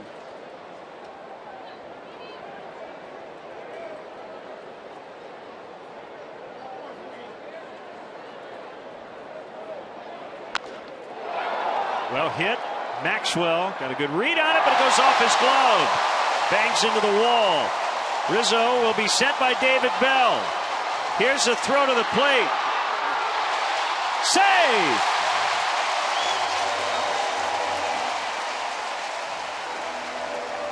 Seven to 3. Maxwell got there but could not haul it in. His throw missed the first cutoff man, Altuve. Just could not get Rizzo. That's where Sweeney went last time, and that went off the end of the glove by Maxwell. Not an easy play, but that should be an E8. Rizzo a little choppy around third, gets the green light from Bell. To sidestep the tag at home plate. I'm somewhat surprised he didn't slide there. We're going to give Sweeney an RBI double. Oh, wow. Hit it hard. You can argue he should be rewarded for that.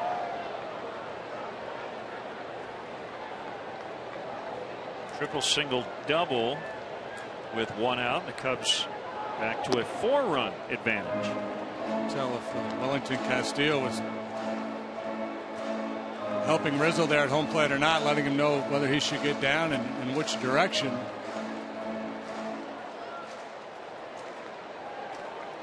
It's tough when that ball's coming to home plate, and you get the sense of the timing. He peeked over his shoulder, saw the throw coming, and you're just not sure whether you need to hit the catcher, try to slide to avoid a tag.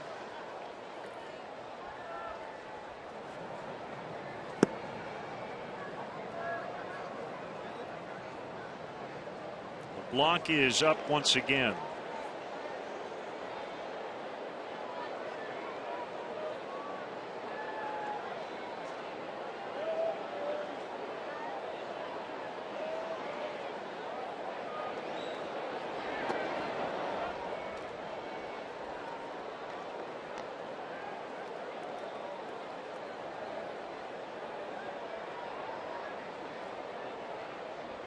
Baseball games are a work of art. This is a velvet Elvis here. Get this one on the side of the road for about $5. Some dogs playing poker. One pulled into the Cubs dugout.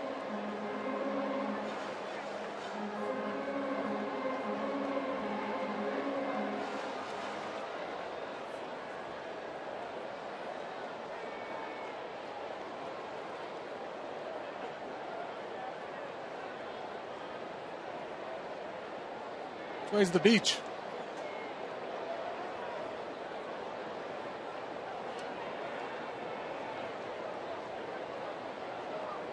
Two balls, two strikes. Full 3-2.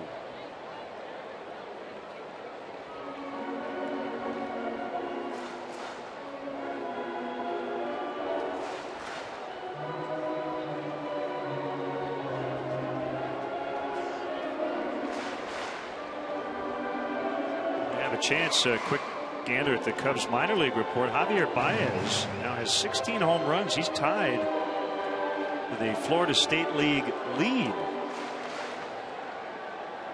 Hit another one last night.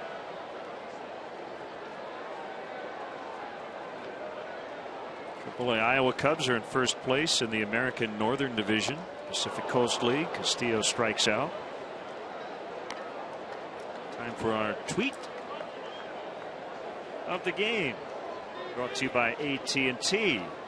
partner's birthday this afternoon, as Harry Carey would have said, "Happy birthday, Mike."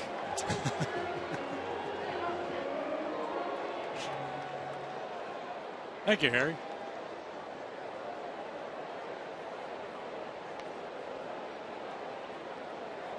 Now Darwin Barney.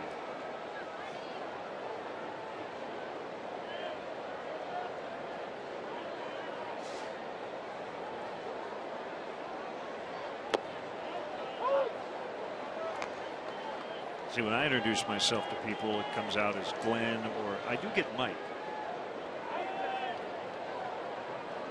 Hi, I'm Joe. Hi, I'm Len. Nice to meet you, Mike. I do get that. Really? One time I got a... Maybe you just look like a Mike. Maybe. Hello, I'm Joe. Hi, I'm Len. Nice to meet you, Steve. I did get a Steve once. Barney with a base hit into center. Sweeney's going to score. And now it's 8-3, matching the Cubs' biggest lead of the day. Darwin Barney trending in the right direction of late.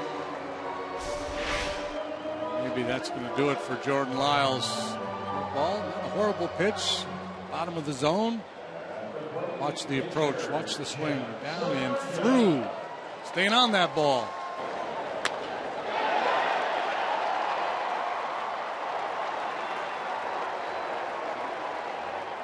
Days where the Cubs are getting contributions up and down the lineup. Well, this will probably be Lyles' final batter no matter what. It is the pitcher, so Porter's going to give him one more shot here.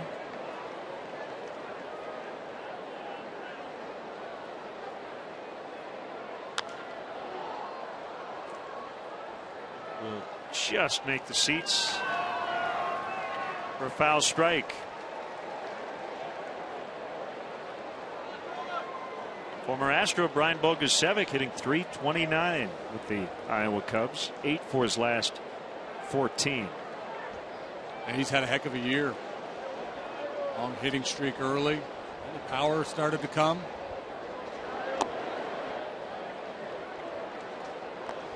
Too bad he wasn't a right-handed hitter. Might have been here.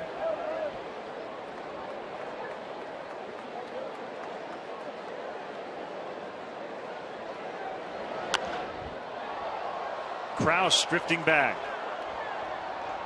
And that'll end the inning. 3 runs on 4 hits.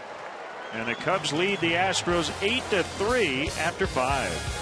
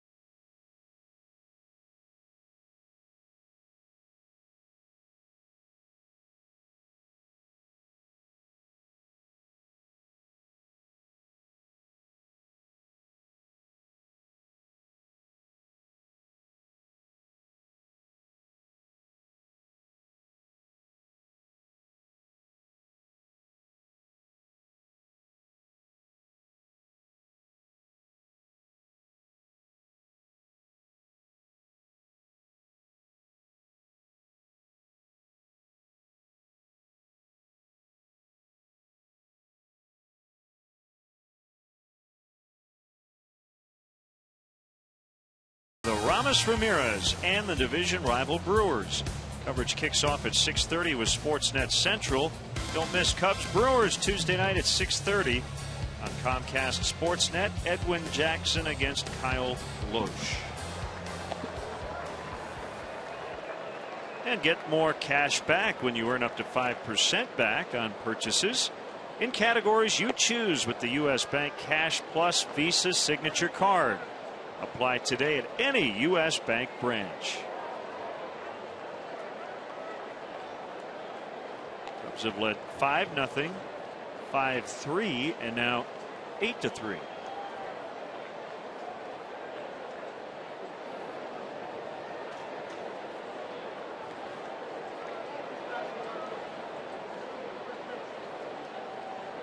Chris Carter. It's a 94-mile-an-hour fastball for strike one. As Alan Ashby said, Carter doing a nice job of staying on the ball. A nice weekend series here. 2 knocks today, a double and a home run in the opener. This is a matchup where you might have predicted a hat trick for Carter off Samardzija, but so far he's really good swings against him. Hustled out to deep right center, and it's right at the wall. Almost got over into the basket. Missed a home run by maybe 2 feet. A little help maybe from the wind, but mostly the strength of Carter. And he's one of those guys, when the ball leaves his bat, the trajectory of it, you might think, well, that's fairly routine, but he's so strong. Ball carries much further than you would anticipate. High off the wall, and the Astros are back in business with a leadoff double. He's 3 for 3. And now has 6 hits in the series, 3 doubles and a homer. Krause 0 for 4 in the big leagues, looking for his first hit.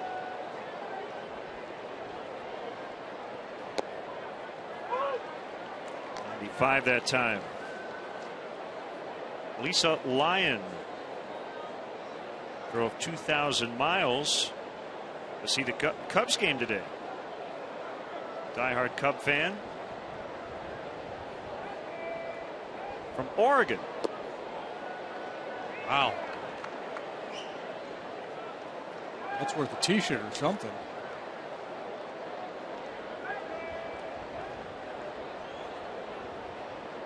She got here earlier enough to get a Rhino the Rhino.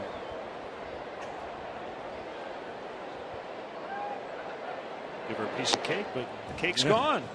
Ashby got a hold of it. There they are. They drove 1,200 miles from San Antonio. You're the runner-up for furthest to go to come to the reunion. Speaking of Rhino the Rhino, this is the anniversary of the Sandberg game in '84. A couple of home runs off Bruce Sutter in the 9th, and then 1 in extra innings to extend the ball game. One of the great individual performances in modern Cubs history. It's a game of the week. I think the story was, didn't Willie McGee hit for the cycle? Was already named the player of the game. Do a little redo. Rhino.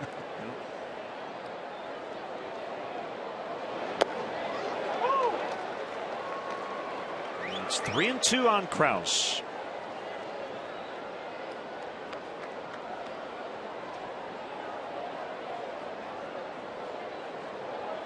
Krause was hitting .277 with 9 home runs at Oklahoma City, the AAA affiliate for the Astros. It's going to hold up for Scherholtz, and Carter will head back to first, or second rather.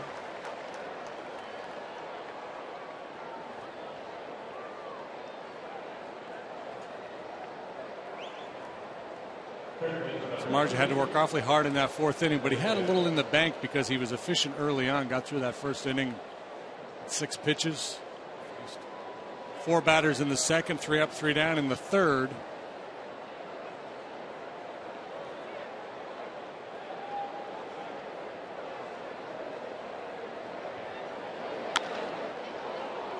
Base hit into center. Carter's going to score to make it 8-4.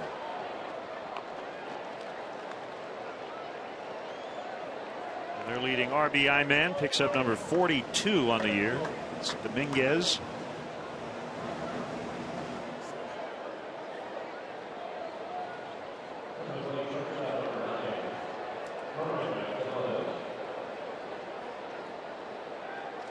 "29 years ago, the Cubs beat the Cardinals 12-11 in 11. Lead 8-4 today.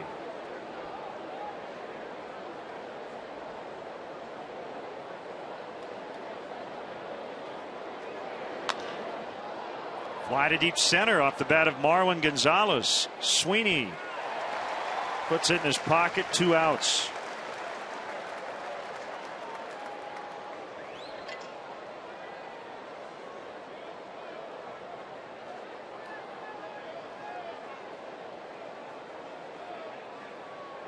Dominguez had gone about 2/3 of the way to second base there, so there's no chance for him to tag up in advance.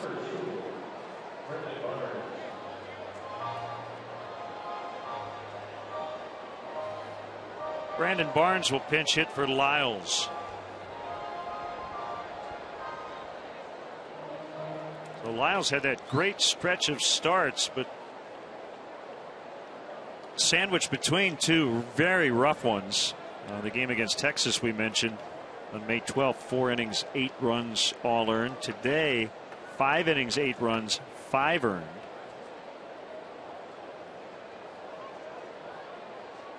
He allowed 8 earned runs in the 7 starts in the interim total.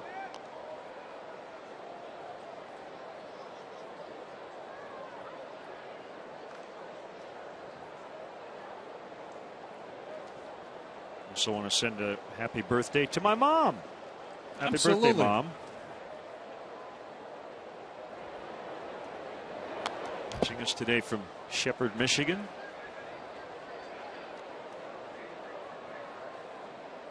Call her this morning? I did.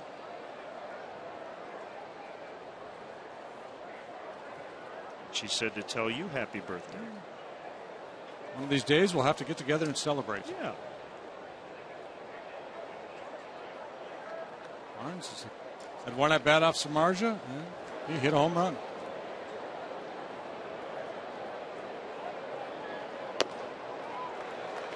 Late to the party at 95 over the outside edge. 1-2 count.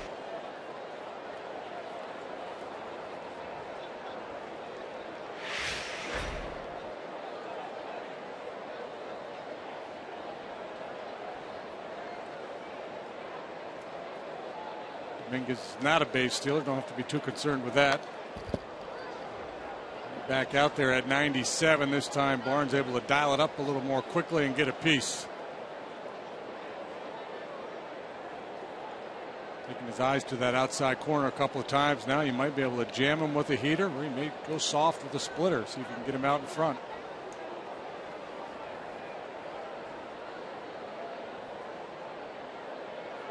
They're going to go in or not. They're going to go to first.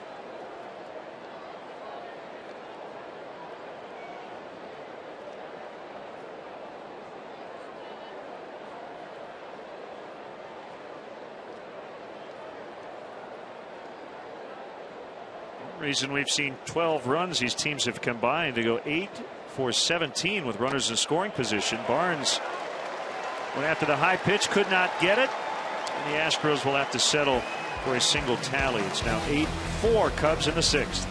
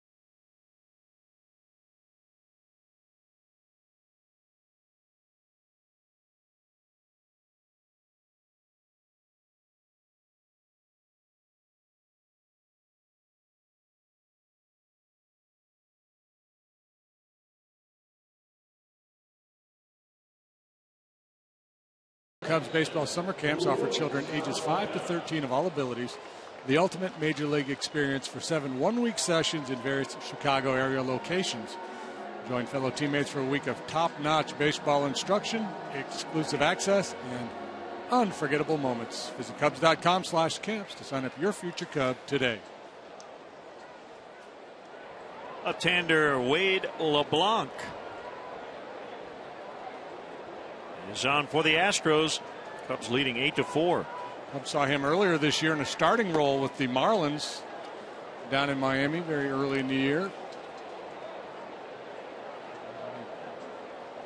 A handful of starts with them before being moved to the bullpen, then was placed on waivers. The Astros claimed him back on June 8th. This is his third appearance for Houston out of their pen. He's a finesse type left-hander, fastball, cutter, curve, and change. Not a hard thrower.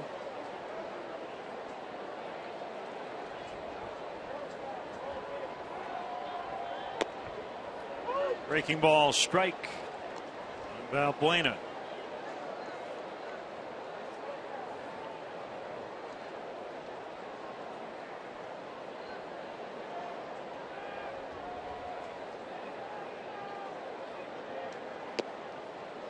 One on the outside corner.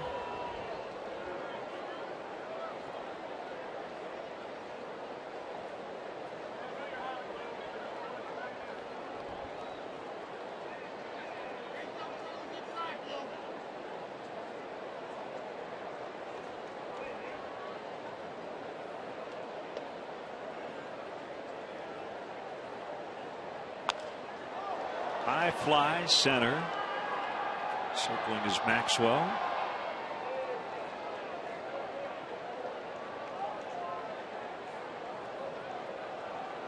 Well, on this date, my partner was born, and these things also happened. Harmon Killebrew played in his first game in 1954. Hall of Famer Jesse Burkett.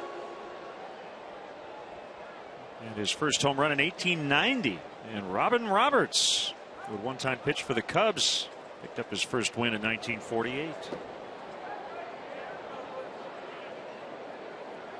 Much known more for his time in Philadelphia. 3 Hall of Famers in their firsts. Actually, Robin Roberts also pitched for Houston before finishing up with the Cubs in 1966.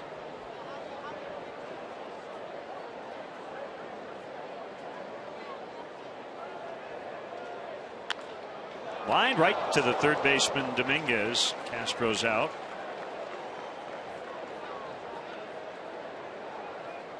For 3+ a walk for Castro. Tough luck there. He hit that ball sharply. A little soft line drive last time to center, but this ball well struck.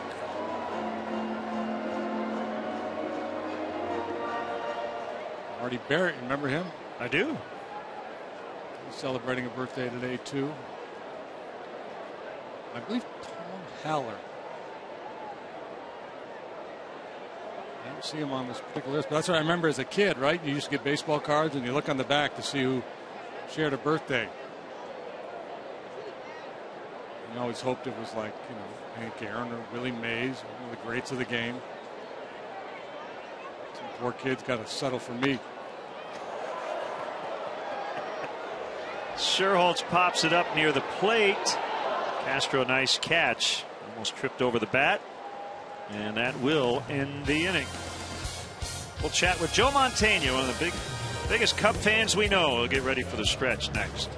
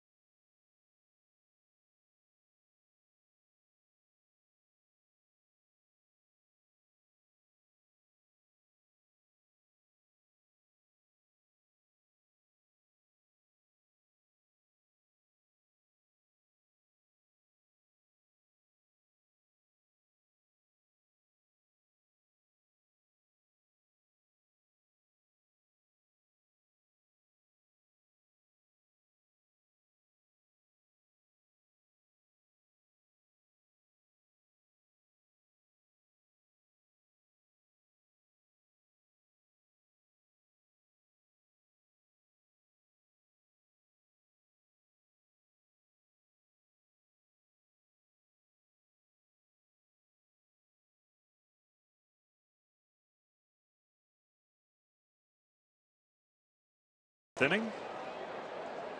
Cubs leading 8-4. And our annual visit with our good friend Joe Montaigne. I prefaced it, ending the 6th. One of the biggest Cub fans we know. I think that's pretty accurate, Joe. You know, there are black and white photos of me, 5 years old, in front of a TV watching Hank Sauer bat. So, I mean, and I would venture to say about 98% of the people in the building don't know who Hank Sauer is. So, I guess I could be one of the biggest Cub fans. Got some roots, yeah. I've got some roots, exactly. Oh, there we go. There we go. You know what? The one time I got it over the plate, the Cubs lost. Every time I hit it in the dirt, they win. So I look at it as a possible good omen. So if it doesn't have a little smudge on the ball, I figure that's not going to work. That's my story, and I'm sticking to it. That's right. I told it to Joe Torre, I saw him earlier. He said, Joe, yeah, I bounced it. I mean, it's good luck. Justin Maxwell will lead off for the Astros here in the 7th. Wind blowing out. It's been an interesting day defensively. The Astros in particular have really struggled. Cubs taking advantage. 3 unearned runs. Samardzija working deep into this game as he's done just about every time out. He survived that one really rugged inning and has been able to hang in there. And that's kind of in a day like today when the defense is a little sloppy, it's hot, steamy, just want to survive. James Russell is up in the bullpen. Here's the pitch. Bounced up the middle and into center for a base hit. So you've starred in over 90 films.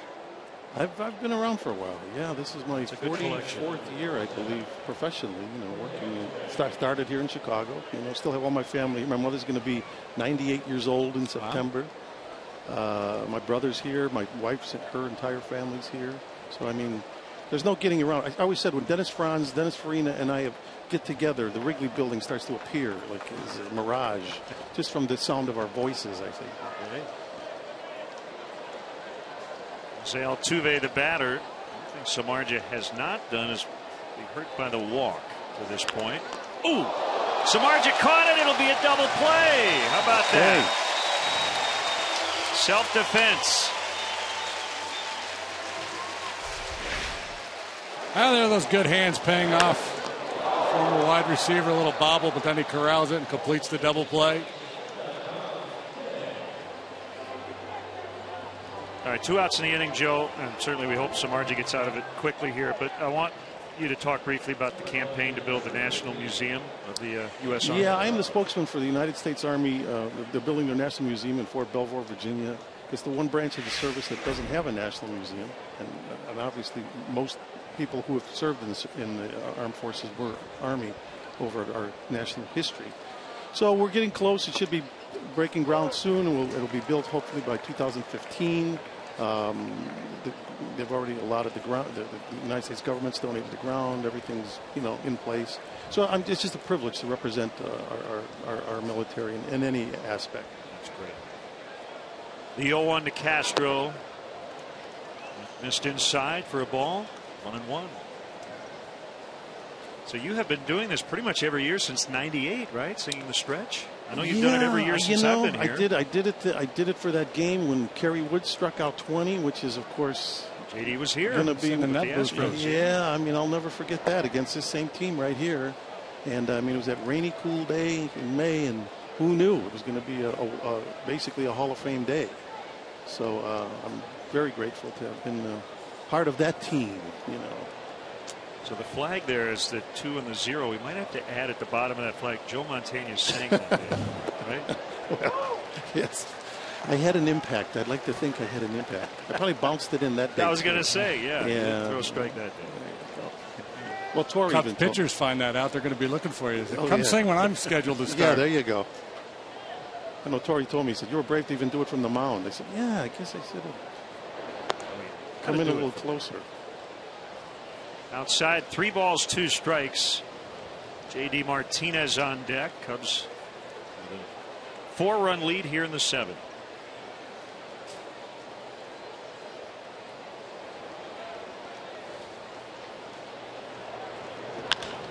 Sharply hit grounder, fielded by Barney. It's time for the stretch. All righty. Today's guest conductor for Take Me Out to the Ball Game, actor and Chicago native Joe Mantegna. Okay, this goes out to all the bleacher bums and go Blackhawks. 1, 2, 3. Take me out to the ball game. Take me out to the park. Buy me some peanuts and Cracker Jack. I don't care if I ever get back, so it's root for the Cubbies. If they don't win, it's a shame, 'cause it's 1, 2, 3 strikes, you're out at the old Cub game. Go Cubbies! Woo!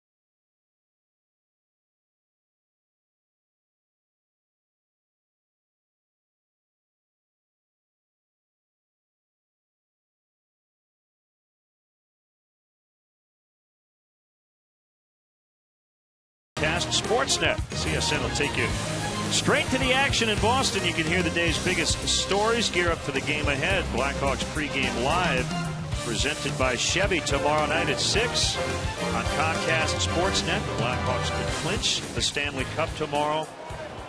All the injury updates, Taves and Bergeron before Game 6. Fouled back by Soriano. Also want to mention Joe Mantegna in the TV drama Criminal Minds. Season 9 starts up later this summer. Good guy, big Cub fan, as we mentioned. Always a pleasure to have him make a visit.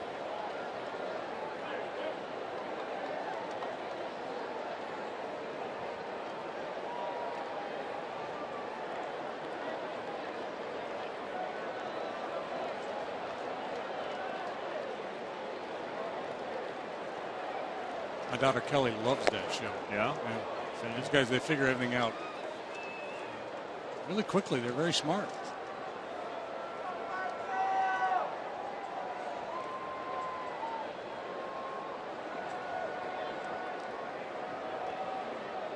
The crime rate goes up when the weather gets hot. We've seen that on the baseball field today.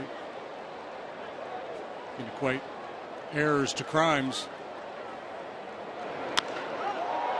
Up to center. Maxwell back on it.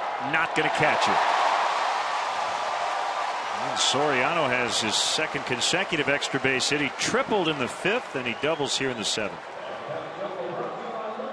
Nothing has left the ballpark today, but that ball hit as well as anything we've seen this afternoon. This ball scorched by Soriano.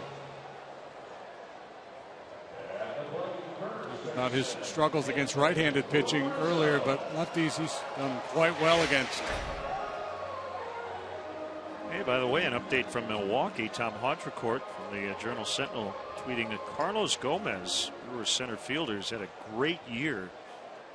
Has a sprained left shoulder. He banged into the wall. We saw David DeJesus do that on the last road trip. He's going to miss a month. Don't know how long Gomez is going to be out.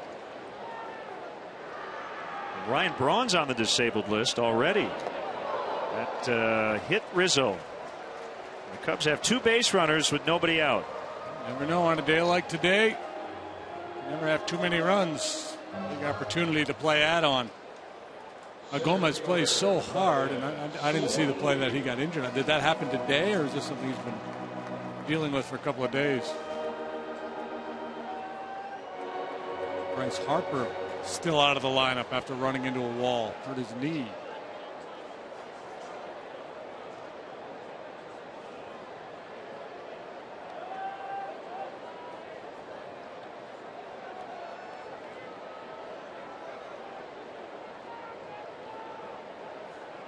Fine line sometimes position players have to draw between aggressive and reckless play.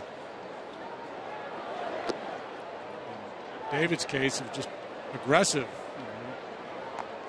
Pursuit of that deep fly ball. He knew where he was on the field, got extended to make a catch and just fell awkwardly into the wall.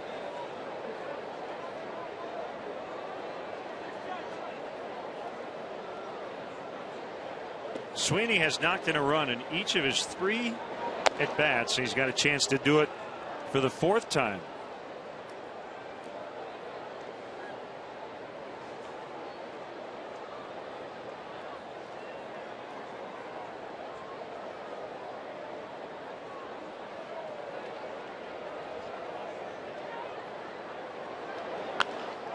High fly ball, well hit.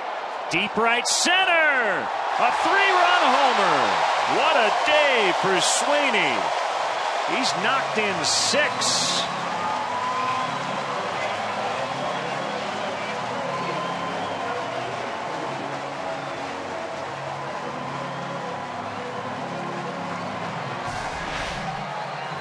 Continues to inflict a lot of damage against left-handed pitching.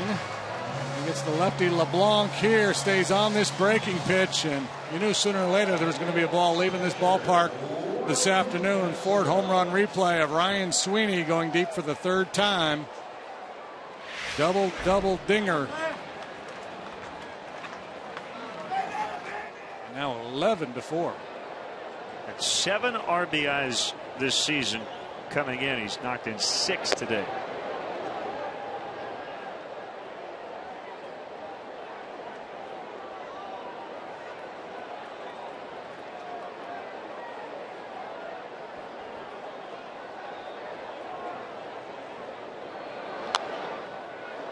Cubs with a season high 11 runs.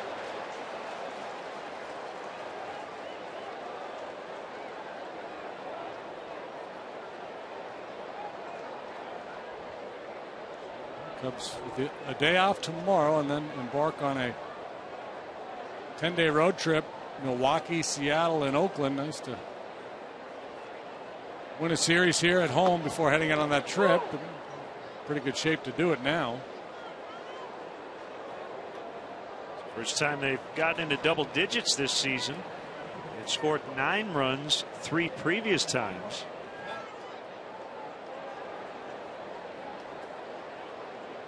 Their magic number's 8. Once they reach 8, they haven't lost a game all year. And you shouldn't.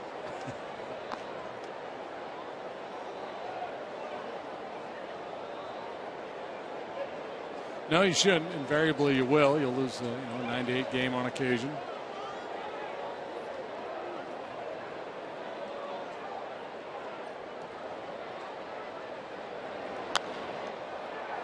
Popped him up. Going to be room here for Carter. Actually, the wind pushes it back into fair territory. That's the first out.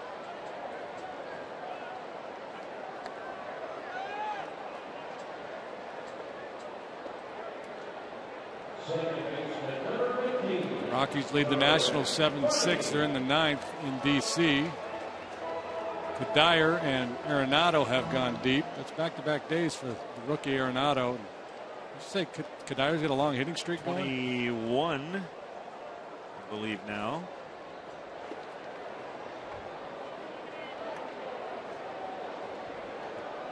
It's the longest in the majors this season. That shut out the Phillies 8-0. If you're thinking, it must have been a Matt Harvey game, you're right. He went 6. Hawkins and Lyon closed it out. Combined 4-hitter.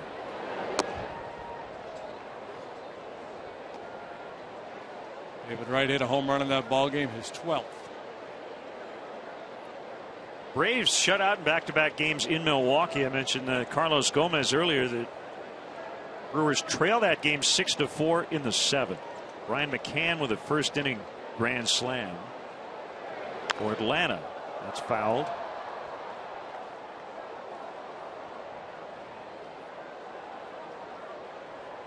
It's an interesting team to follow, the Braves, because they hit so many home runs. And they strike out a ton. They struck out more than any team in the National League. So they're very home run dependent. So far, it has not hurt them. They continue to lead the Nationals by 5. The Nationals just trying to keep their heads above water. Line shot left field. Martinez makes a knee-high catch. 2 outs. Get real-time info, including pitcher gas gauge, stats, and tweets with Cubs in-game live only at csnchicago.com. Brought to you by Comcast Business Class. That'll be it for Jeff Samardzija as Scott Hairston will bat for the Cubs starter. Gave up 4 runs in 7 innings.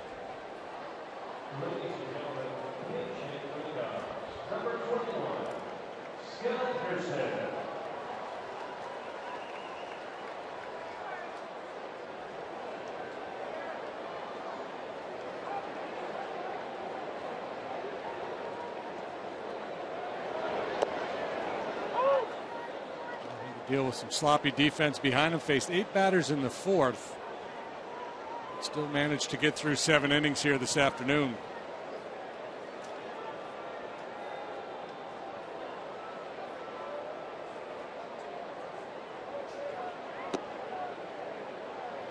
Curve missed outside.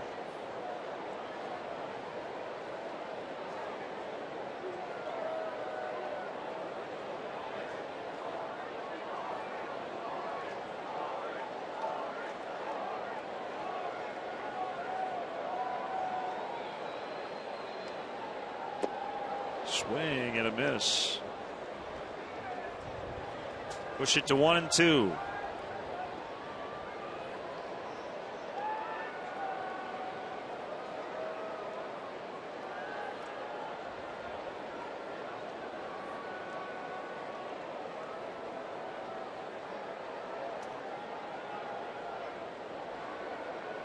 He's going to throw him a fastball, either go way in or way out. Off-speed pitch.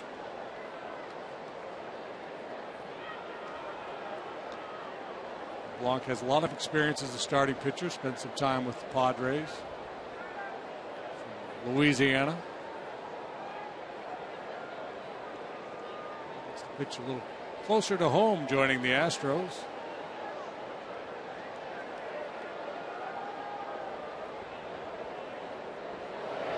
It was on the 2-2 and Hairston fouls.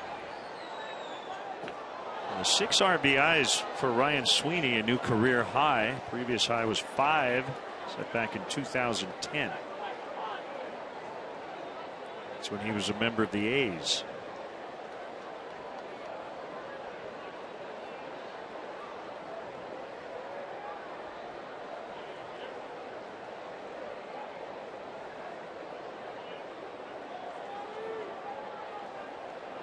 Another 2-2 pitch in the dirt that time. After that high fastball, LeBlanc coming back with the changeup. Hairston's been around the block a few times. He sniffed that out, didn't flinch.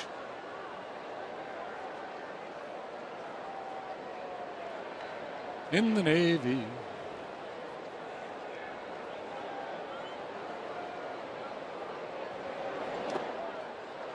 The one in the dirt. Ball 4.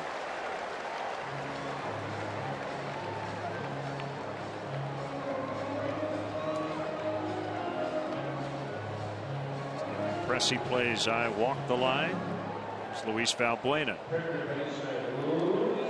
Walk the Line, better movie or song? Discuss. I thought the movie was really good. really was. And I love the song. But I guess since the movie's longer and I enjoyed it, I'll go with the movie. Because in the movie, you get the song too. There you go. Josh Fields getting ready. I like the way you work your way through that. Yeah.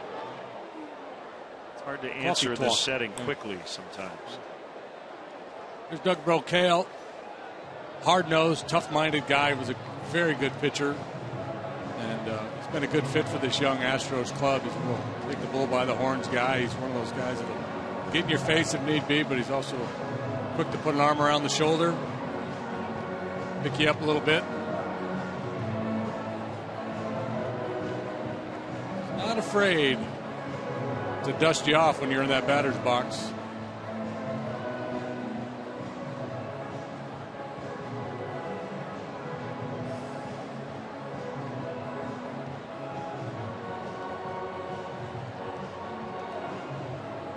So the Yankees had their 67th Old Timers Day today. You didn't get an invite? You know, it seems to get lost in the mail every year.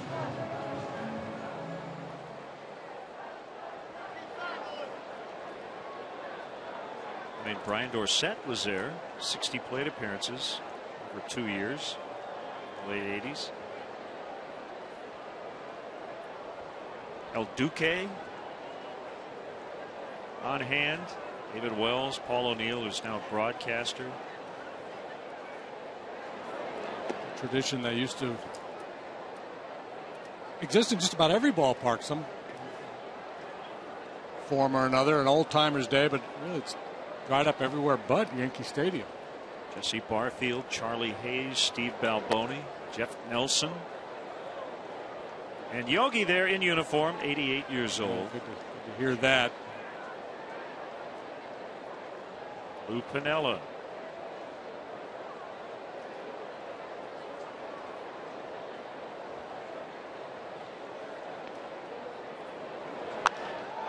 High and deep. Right field. Way back. Off the wall. Hairston's going to score. Balbuena motoring to third. He's got a triple. Well, that ball was up in the air for a long time. A little surprised it didn't get out. Well, it's exciting playing baseball. Balbuena's first three-bagger since '09, and he really gets through this one nicely. Krause trying to measure it. Easy play. You get to the wall, you got the basket to contend with, but obviously he was off the mark a little bit here. He finds the ivy, and I don't think he would have been able to reach it anyway. That's it for LeBlanc. Right-hander Josh Fields. All Cubs, 12-4 in the seventh. The Honda call to the pen, and we'll be right back.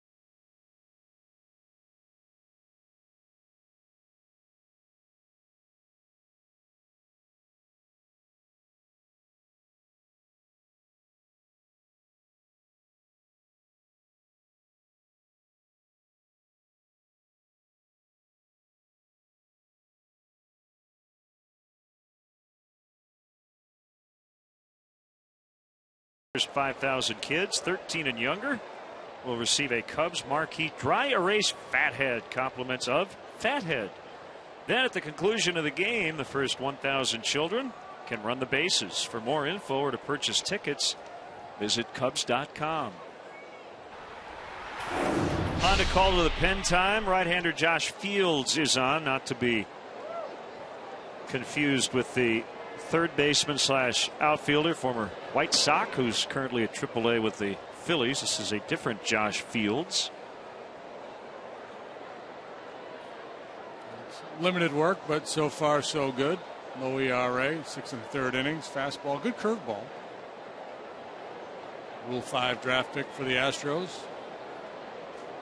1-0 on Castro. Valbuena after the triple is at third. 4 runs in. 3 on a homer by Ryan Sweeney. Starlin, Castro, Wellington, Castillo, the only position players without a base hit for the Cubs today. He's got a chance to join the party right now. He's hit the ball hard a couple of times. Last time he hit it very hard to third base. He has walked and scored.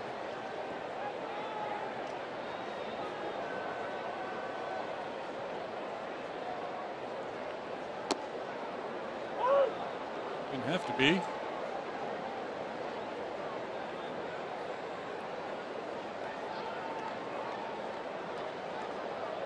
Padres have put Clayton Richard on the 15-day disabled list.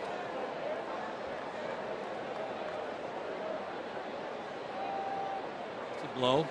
Talented lefty, big part of their rotation. Has not pitched well this year. Maybe that's why.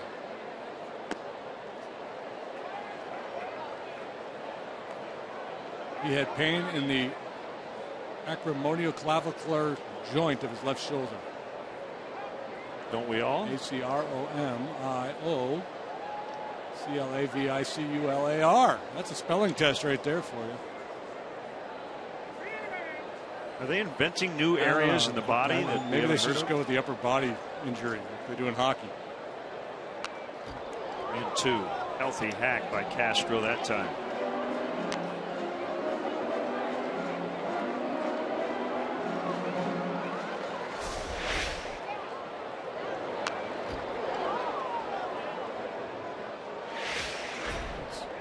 With a delivery that leads you to believe he's got a little deception in his fastball. Works underneath the ball some. Riding fastball up in the zone would be a tough pitch to get to.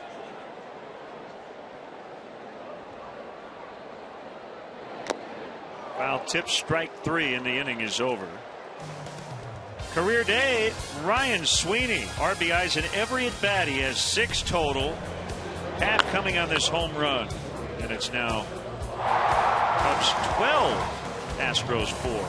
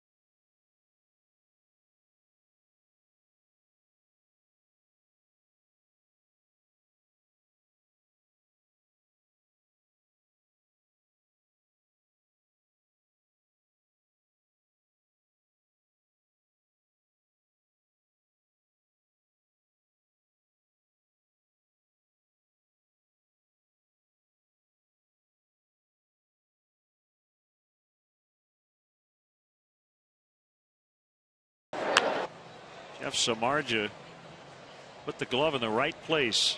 Big double play. Line out 1-3 back in the 7th. That was when it was an 8-4 score, but the Cubs adding 4 more in the bottom of the 7th. Kind of just take it to the house. James Russell comes out of the pen with outstanding numbers. Win a loss, a 1.95 ERA. Hasn't been as bulletproof of late, but still, my goodness, hard to quibble with that line right there. Face Martinez, the left fielder, to start the 8th.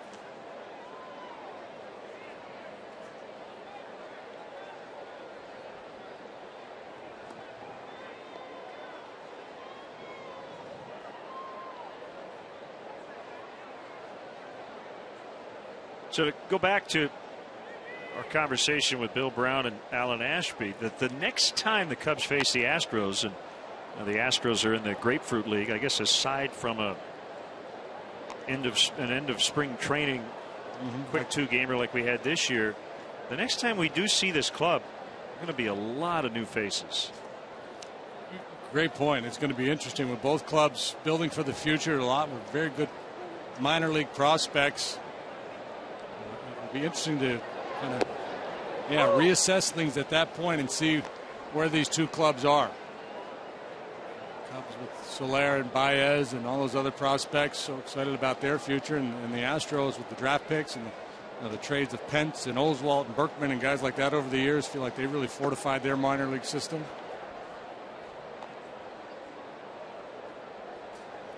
Maybe hearing names like Correa and Appel.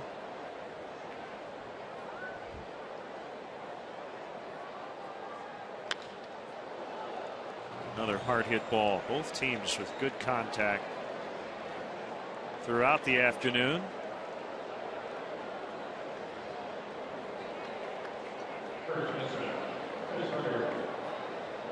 Units had grounded out 3 times prior to this at bat, so we finally were able to get one through that infield. He's 1 for 4 today. This has been the guy for the Astros.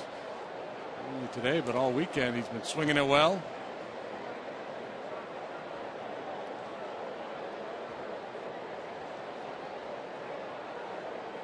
You can see Jonathan Singleton next time Cubs play the Astros. He was impressive there at the end of spring training.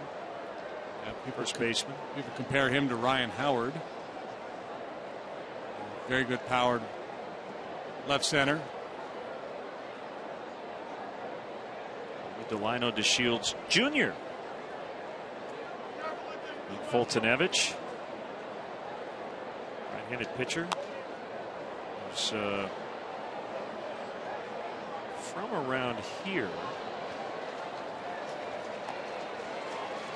He had really good stuff when we saw him in late March. They've got Fultonevich. They've seen him apparently at 100 miles an hour with his fastball. Yeah, I mean, he doesn't sit there, but he can get there. Jonathan VR, a shortstop.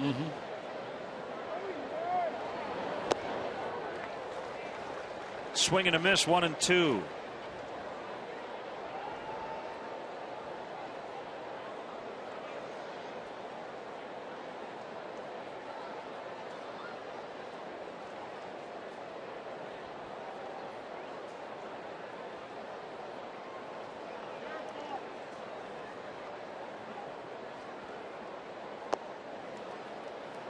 Missed by much. Carter's average with a 3 for 3 has gone up 10 points from 221 to 231.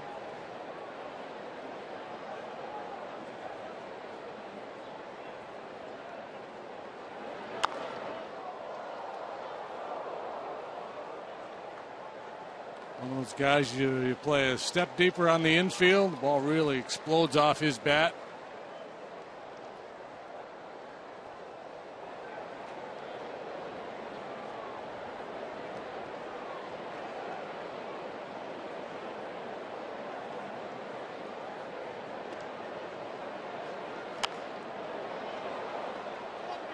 Fair ball. He's got 4 hits. Martinez is going to come around to score. It's a double for Chris Carter, his third double. And his second RBI, and it's 12-5. From out of town, we'll look at this score and think, man, the ball must have been flying out of Wrigley today. And the one long ball, a lot of extra base hits, doubles and triples, trying to crowd Carter here. That's a prudent plan. He just didn't quite get it in far enough. And Carter, who's seeing the ball well, gets those hands pulled in, barrels it up.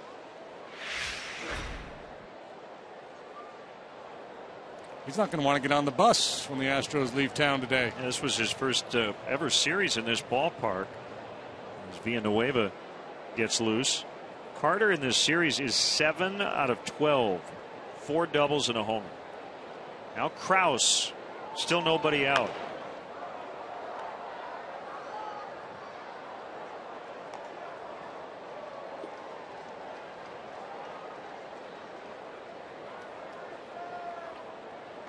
Astros still need more runs than they have outs available. They need at least 7 to continue this game, and they only have 6 outs to work with.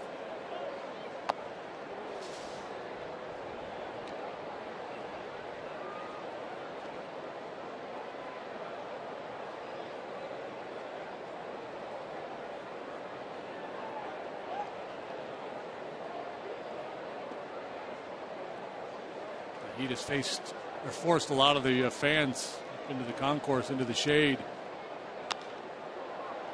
A pop up. Buena back pedals.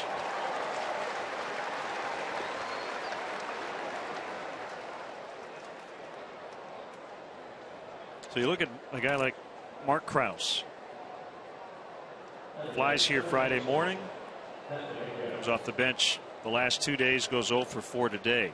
You know, looking ahead 3-4 years, the next time we see the Astros, who knows? Mark Krause may end up being a 3-time All-Star. Or it could go the other way. You just don't know. You don't know with young players.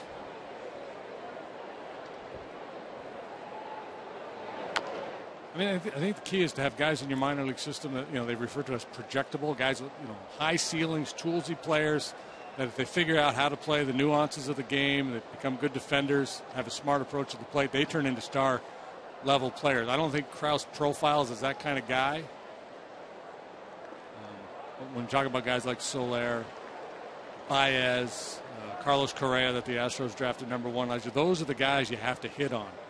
Those are the guys that have to come to the big leagues and not just be, you know, serviceable major league players. They've got to be frontline, big time players.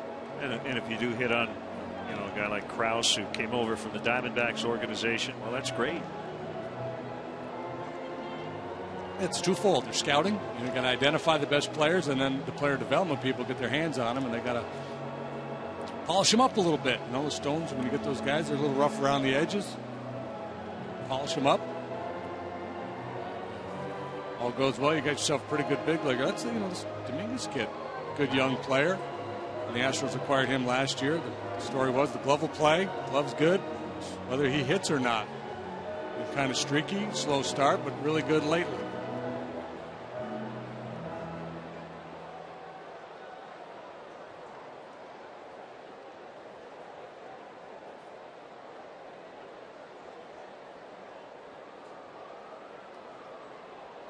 Ready to resume. Dominguez talking his way into this at bat after fouling one off his foot. Get right back in there.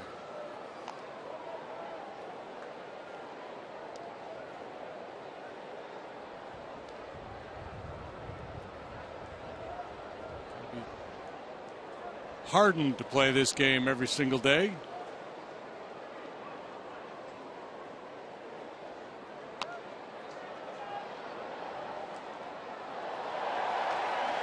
Ty Cobb said this is a man's game.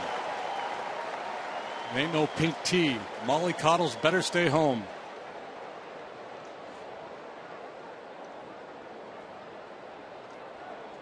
Of course, he was a little over the top.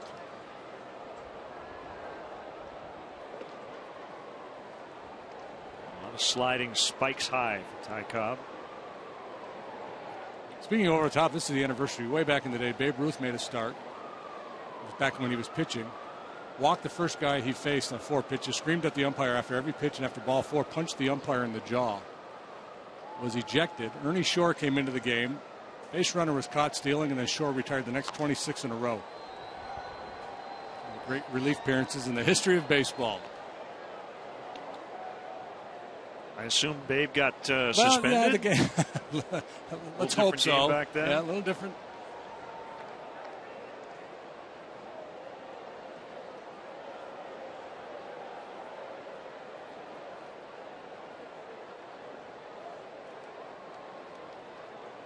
Russell's 1-2 bounced way out in front of the plate.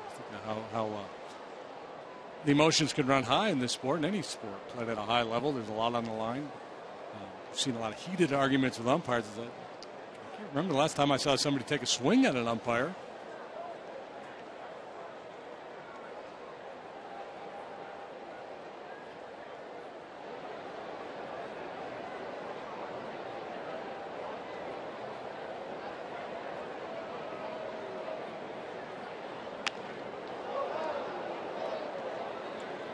Famous incident where Alomar expectorated on John Hirschbeck.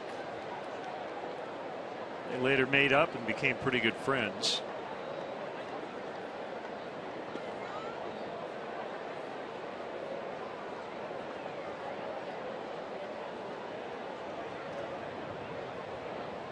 A 2-2 count on Dominguez. Russell's offering. Bounced right back to the hill.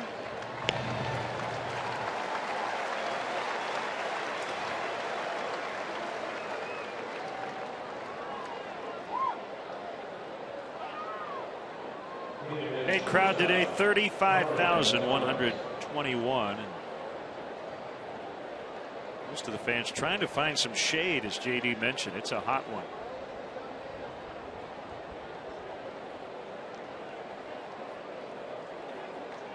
Astros were wearing their road grays when we started. 2 or 3 shirt change for a starting pitcher on a day like today. Single into center, and they're going to hold Carter.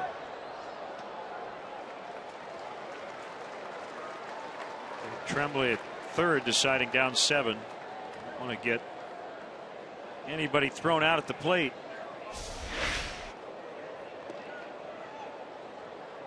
It's probably the right baseball play. Marwin Gonzalez probably would have appreciated a shot at an RBI, but it's the right call by Dave Trombley. Looks like Dale Swain's got a call of his own here.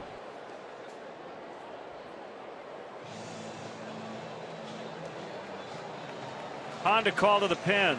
Carlos Villanueva will spell Russell when we come back to Wrigley.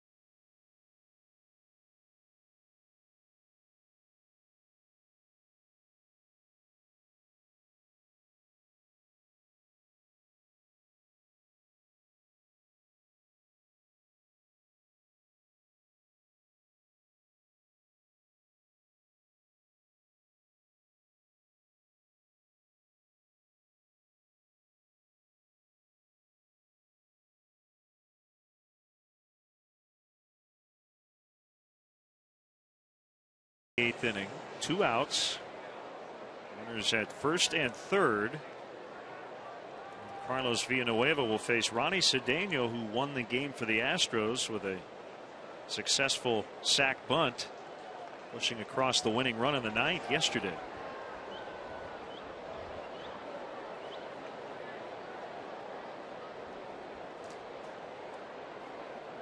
Deep breath by the right-hander, and the pitch high for ball one.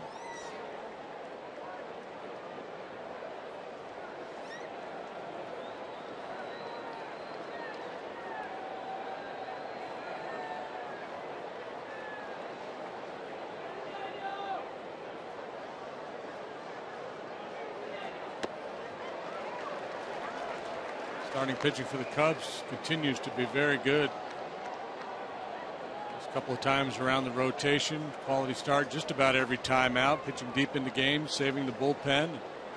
Off day tomorrow will really pay off as well heading into this long road trip. Brewer team's not doing a lot of winning, but they got a good lineup. It's nice to have a fresh, ready pen before that series.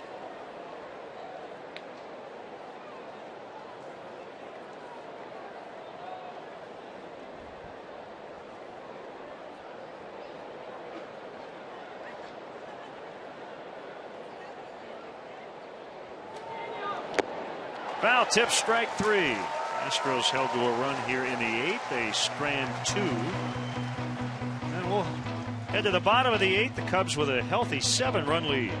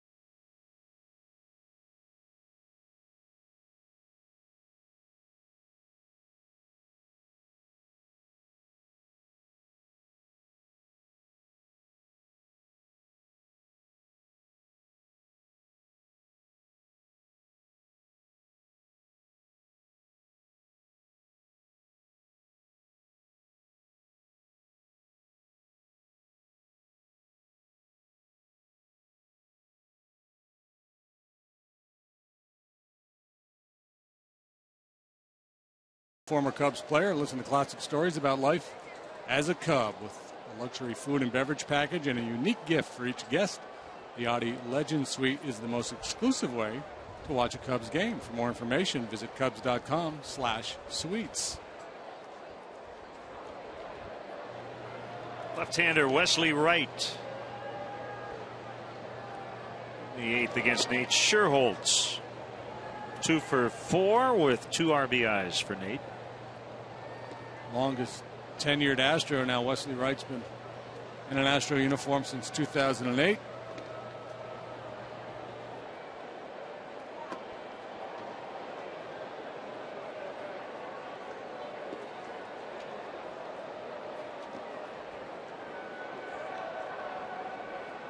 That was a little shot Cap took at you, wasn't it? Mm-hmm. If it was intended that way or not.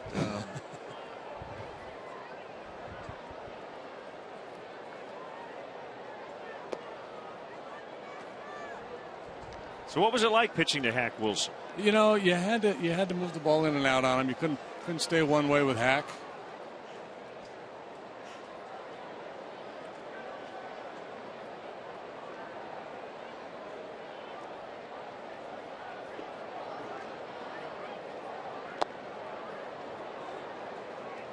Three and one the count.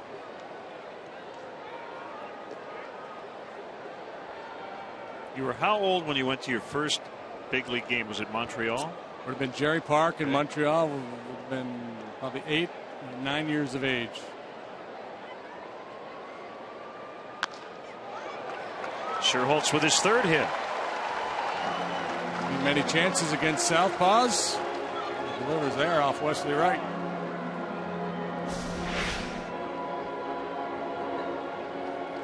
Just cut that one off before Wright could get it to the outside corner.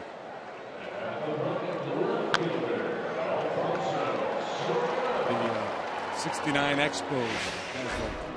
Mac Jones. Carl Morton. I don't know if he was there in 69, maybe a year or so later.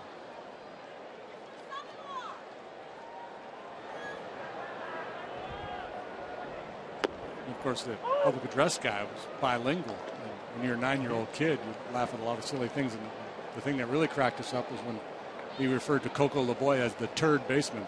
I mean, as a 9-year-old kid, man, you'd laugh for 2 innings over that one.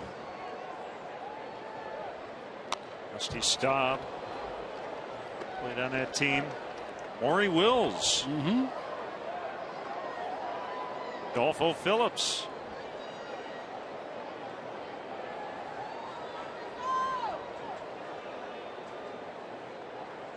Their ace was Bill Stoneman, who later would become the GM of the Angels. Really good pitcher. Steve Ranko, maybe. Yep. With Cat Grant.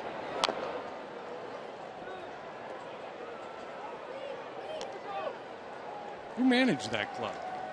That team was managed by Gene Mauch. 52 and 110 was the record. 69 Montreal Expos.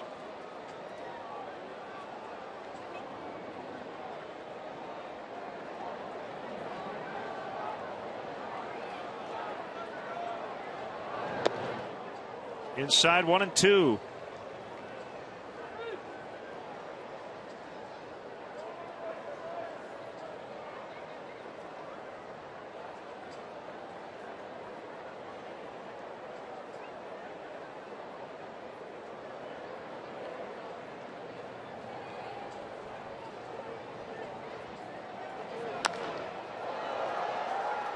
Fly out to left. Martinez one-hands it.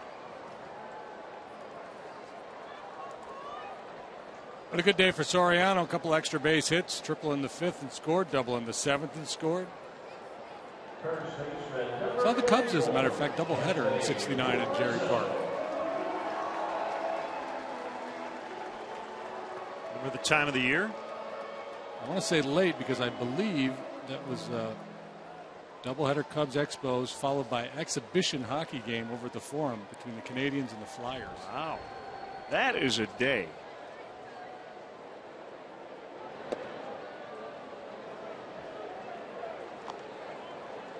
Rizzo's had a good day. Double, sac fly, RBI single, hit by a pitch. He's scored 3 times.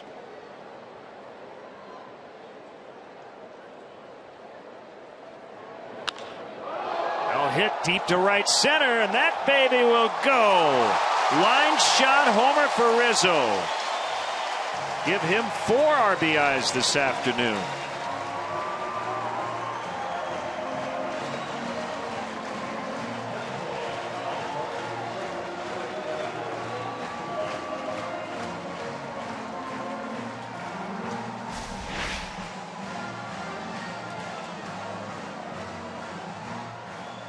Left-handed hitters having no problem with the southpaw right. Breaking ball, trying to go down and away. Rizzo out in front and just lifts that thing out of the ballpark. That's our Ford home run replay. So after a long home run drought, Anthony with 2 this weekend, starting to heat up again. both off lefties. Dallas Keuchel, the opener of this series.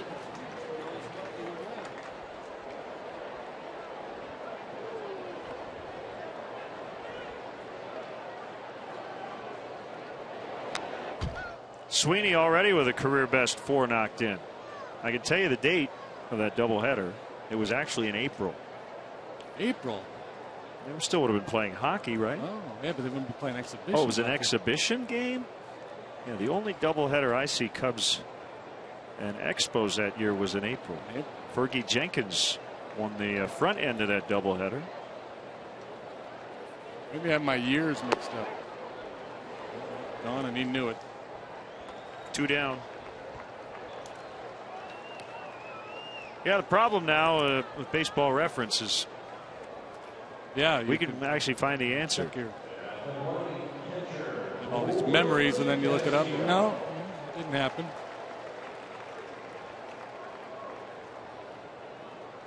Well, they played a lot of doubleheaders back then.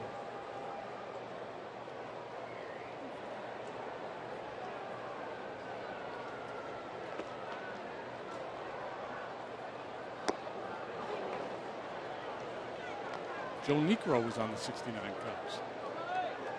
Briefly, moving on to the Padres.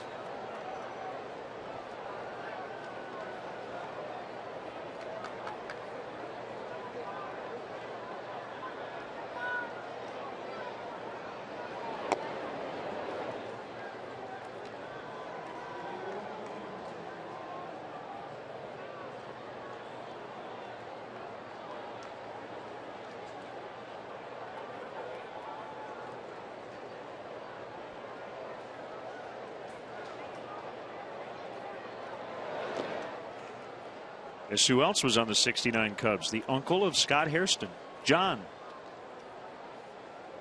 Pinch hitter, catcher, left fielder. It was the only year he'd play in the big leagues, and would only be 3 games. But he was a member of the '69 Cubs. They took John in the 16th round of the inaugural draft.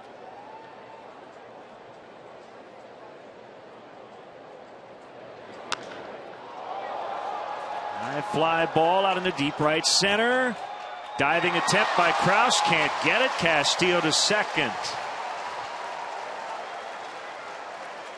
Well, the Cubs actually took the Astros batting practice time today. The Astros did not hit on the field. The Cubs did. Maybe the Astros wish they had now. Raining extra base hits for the Cubs here this afternoon. Castillo joins the hit parade. He had been 0 for 3. Kraus showing a willingness to leave his feet. Last time it cost him an extra 90 feet in the right field corner, turning Soriano's double into a triple. This time no harm. I don't know if he had a legitimate shot at it, but you got to love the young guy selling out. 9 extra base hits for the Cubs this afternoon. Barney with a runner at second. 2 runs in here in the 8th.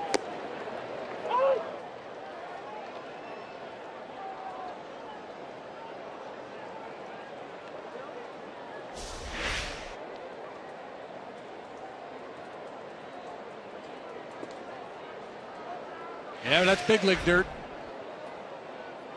Feels better than AAA dirt.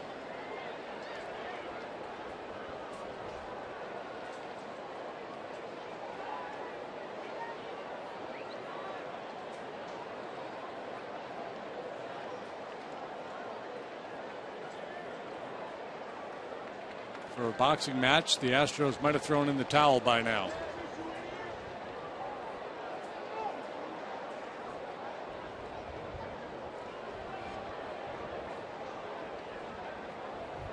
A brief moment where it felt like they were back in the game. It was 5-3 in the 4th. The Cubs have put up a bunch of crooked numbers. Multiple runs in 4 different frames.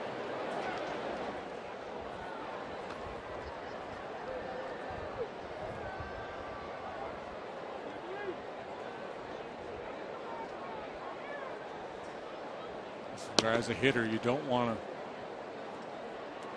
let up at all. I mean, you're going to let up on the bases. You're not going to send runners home and really force the action here in certain situations, but just want to concentrate. Don't give away any at bats. Barney's recent success has just been a much more aggressive approach at the plate. It's not the only one. We've seen it a lot here in recent days from the Cub hitters. Mel talks about hit to take. You don't take to hit. You don't just take pitches just because to hope you get into a favorable count. You get a pitch to hit early. He wants his guy swinging.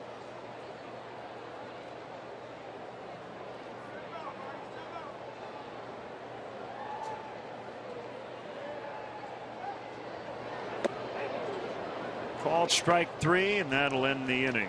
Anthony Rizzo getting into the act on the home run board with number 12. 4 RBIs on the day. And the Cubs now lead as we go to the ninth. 14-5.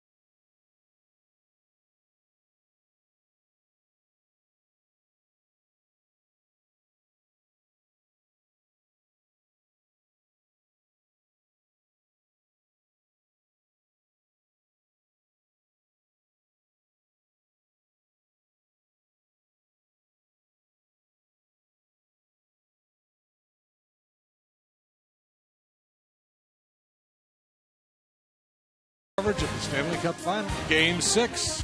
Viewing off at 5 with Sports Talk Live. Then at 6, gear up for the game with the Chevy Blackhawks pregame live. And when the final horn sounds, get right back to CSN for Blackhawks postgame live, presented by Hawk Ford. Make CSN your Blackhawks headquarters tomorrow for Game 6 of the Stanley Cup Final. Down to the nitty-gritty. Hard throwing righty. Henry Rodriguez. His numbers combined with Washington and the Cubs. H-Rod, last time he was out there, we saw him throw a fastball 100 miles an hour. 2 innings in St. Louis.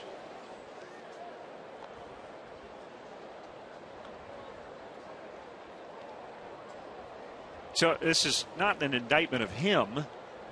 It's just the role he has been in this season. This is his 20th appearance combined between the Nationals and Cubs. He has appeared in 1 of his team's wins. That was on April 4th with the Nationals. So the last 18 times he's been on the mound, his team has lost the game.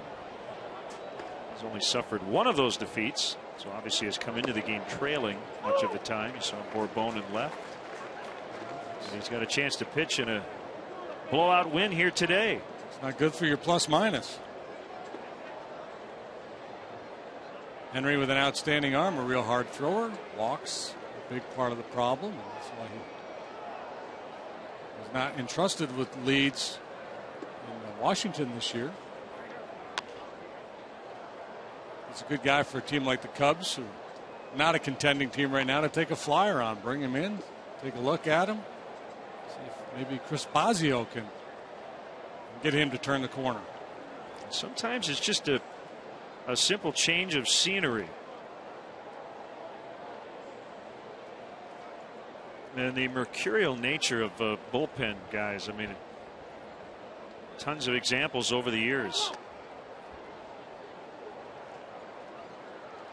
Guys who just can't seem to get over the hump, then finally do for whatever reason.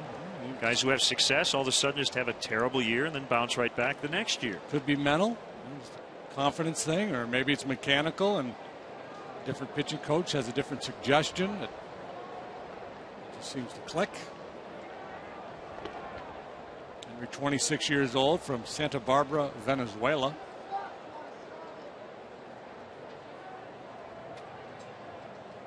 Cubs traded an A-ball pitcher for him.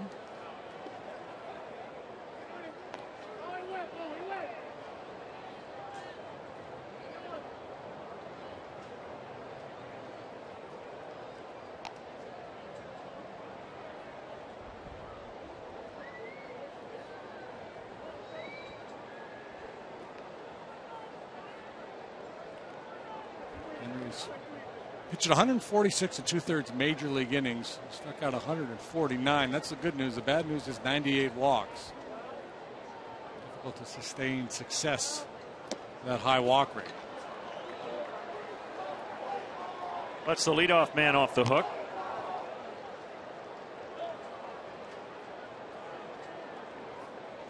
Bring up Jose Altuve.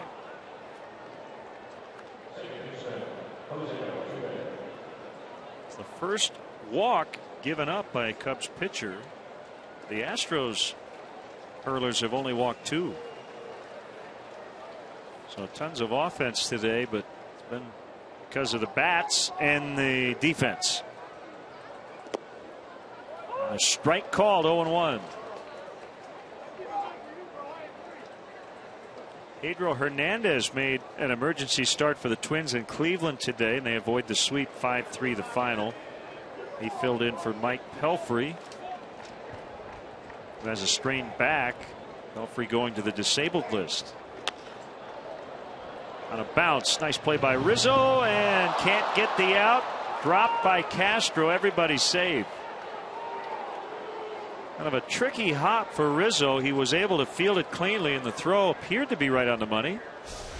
And it'll be the second error of the day on Starlin. I think as Castro reached across to make the catch, he saw Maxwell bearing down on him and was trying to make the play while contemplating how to get out of the way of Maxwell, all at the same time. Maybe took his eye off the ball a little bit.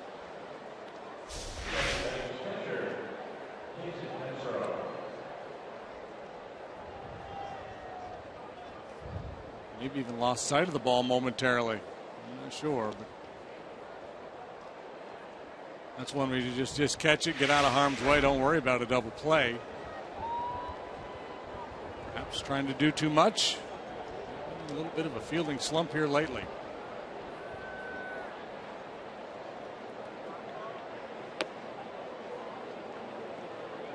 Low to Castro, 99 on the gun.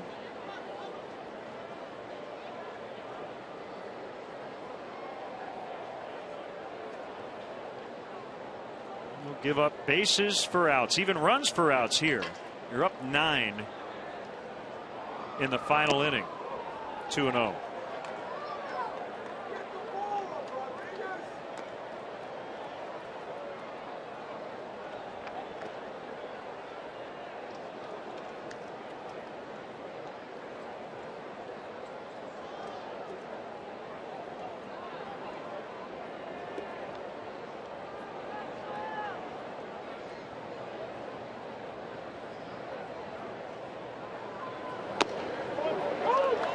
Castro taking all the way, 2-1.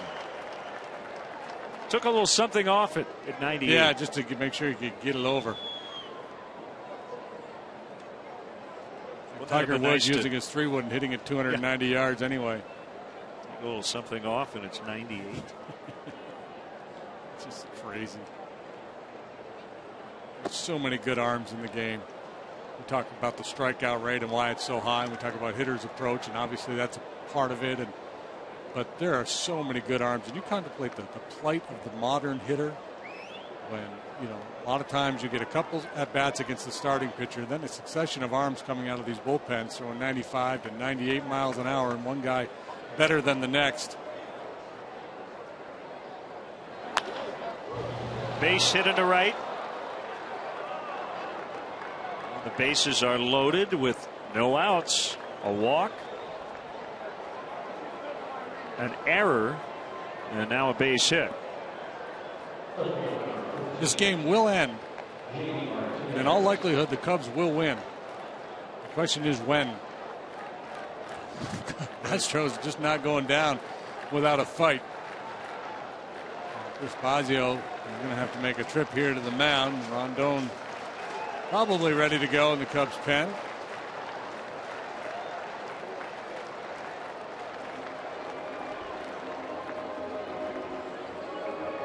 One of those days where you might describe it as winning ugly because of the miscues, but really when you think about the at-bats and the job the Cubs hitters have done today, it's been an impressive show, and the Astros hitters too for that matter. 29 hits in the ball game total, 19 runs. Early on, some seeing eye hits, but middle innings on, there's been a lot of solid contact.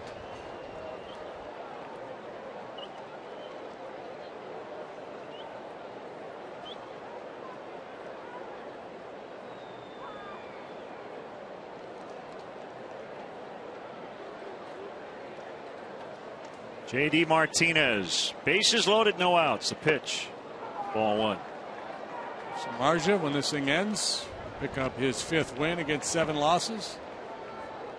The ERA will sit at 3.39. Jeff did not walk anybody today, struck out 5 after he left. It's been Russell, Villanueva, and now H-Rod.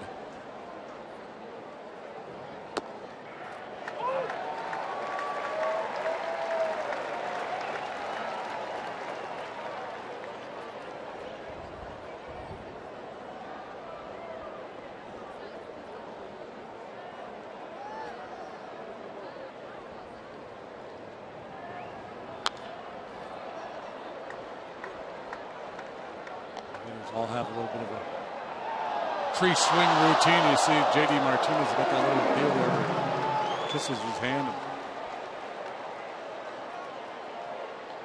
Idiosyncrasy. A play? Was there a play to be made in the upper deck?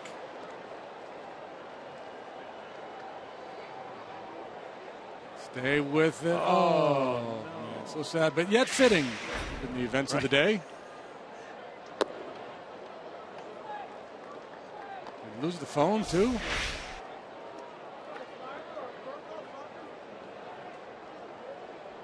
He did save the phone. He saved the phone, lost the ball. Yeah, well. It's good to keep the phone, that way people can call him and rag on him for dropping the ball.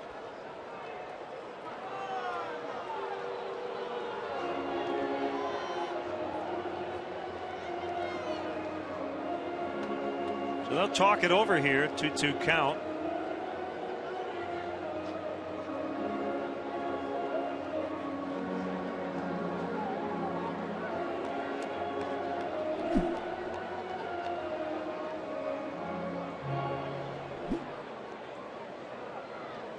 Well, the White Sox lost a wild one in Kansas City, 7-6. They were up 4-0, and then 6-4. The Royals got 3 in the bottom of the 8th to win it.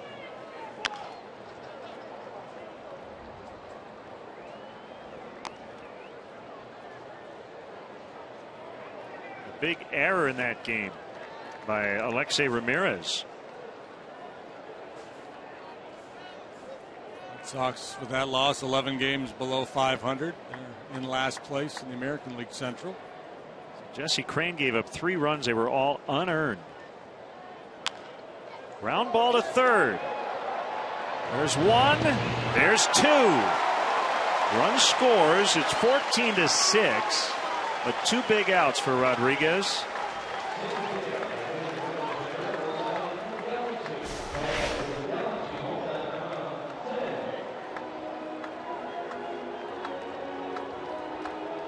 Situations where as an infielder you want to know exactly where you're going with the ball before the pitch. But here I'm going this way, hit my left, so I'll go around the horn.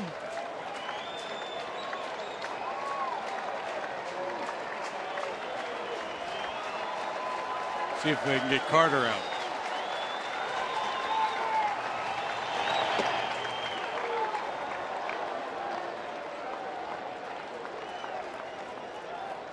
Castro the runner at second, 2 outs.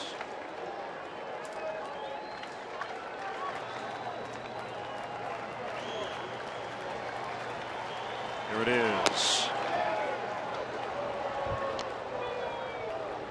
I think we've seen one of the reasons Rodriguez has had some struggles. You can throw 150 miles an hour, but if you start everybody 2-0, you're putting yourself at a disadvantage. Stuff is definitely there. 3-0. Good hitters in fastball counts.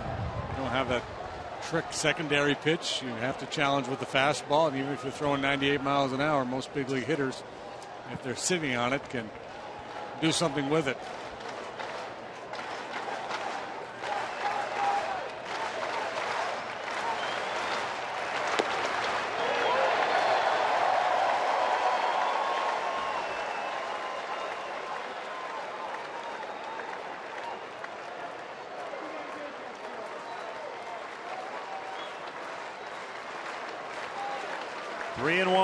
On Chris Carter, the pitch.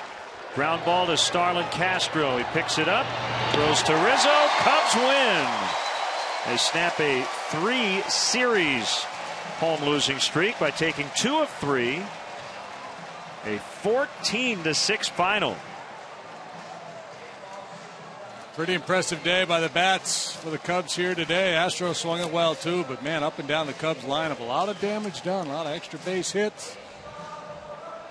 16 hits total for Chicago today. Hang that W. Cubs also now 8-3 against the American League.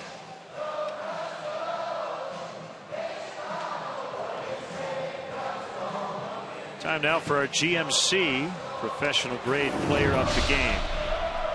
Well, a couple of candidates. Rizzo had a big day, but how about Ryan Sweeney's day today? A career single game high. 6 RBIs, drove it in with a ground ball to second base. And double. Taking advantage of that left center alley. Maxwell perhaps could have had that one. Maybe should have had it, but he did not. And then nobody's going to catch this one except for maybe a lucky fan up there in about the 10th row. That's a good day at work. Let's send it down to Jen Latta standing by with our player of the game. All right, well, have a day. Obviously, 7 RBI coming into this 6 today. What was working for you? I don't know. I mean, I was just getting the ball out of the plate. A couple of times had a 2-0 counts, which is huge to get ahead in the count. So put some good swings on it, and everybody played well today. Samardzija pitched great, and it was a good win for us. The theme of yesterday was missed opportunities. Today, it seemed like you guys took advantage of every single one. Why? Yeah, I mean, of course, when you score 14 runs, I mean, there's not too much that can go wrong. So, we just came out and swung the bats today, and everybody hit great, and it's just fun when that happens. How important is it to have a victory like this at home, your first series win since you guys played the Sox in Crosstown Cup when you're headed out on that big road trip? Yeah, it's huge. I mean, going into that off day tomorrow, now we can relax. Took 2 of 3 from these guys and go into Milwaukee and, hopefully have a good series there. Thanks. Great game today. Guys, back up to you. Jen, thanks. So the Cubs have a 2-1 homestand, and as Jen mentioned, off to the road now again for 9. Happy birthday to my partner. The Cubs win today, 14-6, the final. We're back with you to start this trip, 6:30 from Milwaukee. First pitch just after 7. The Cubs and the Brewers. We're not done yet. Up next, Blue Cross Blue Shield Cubs post-game live.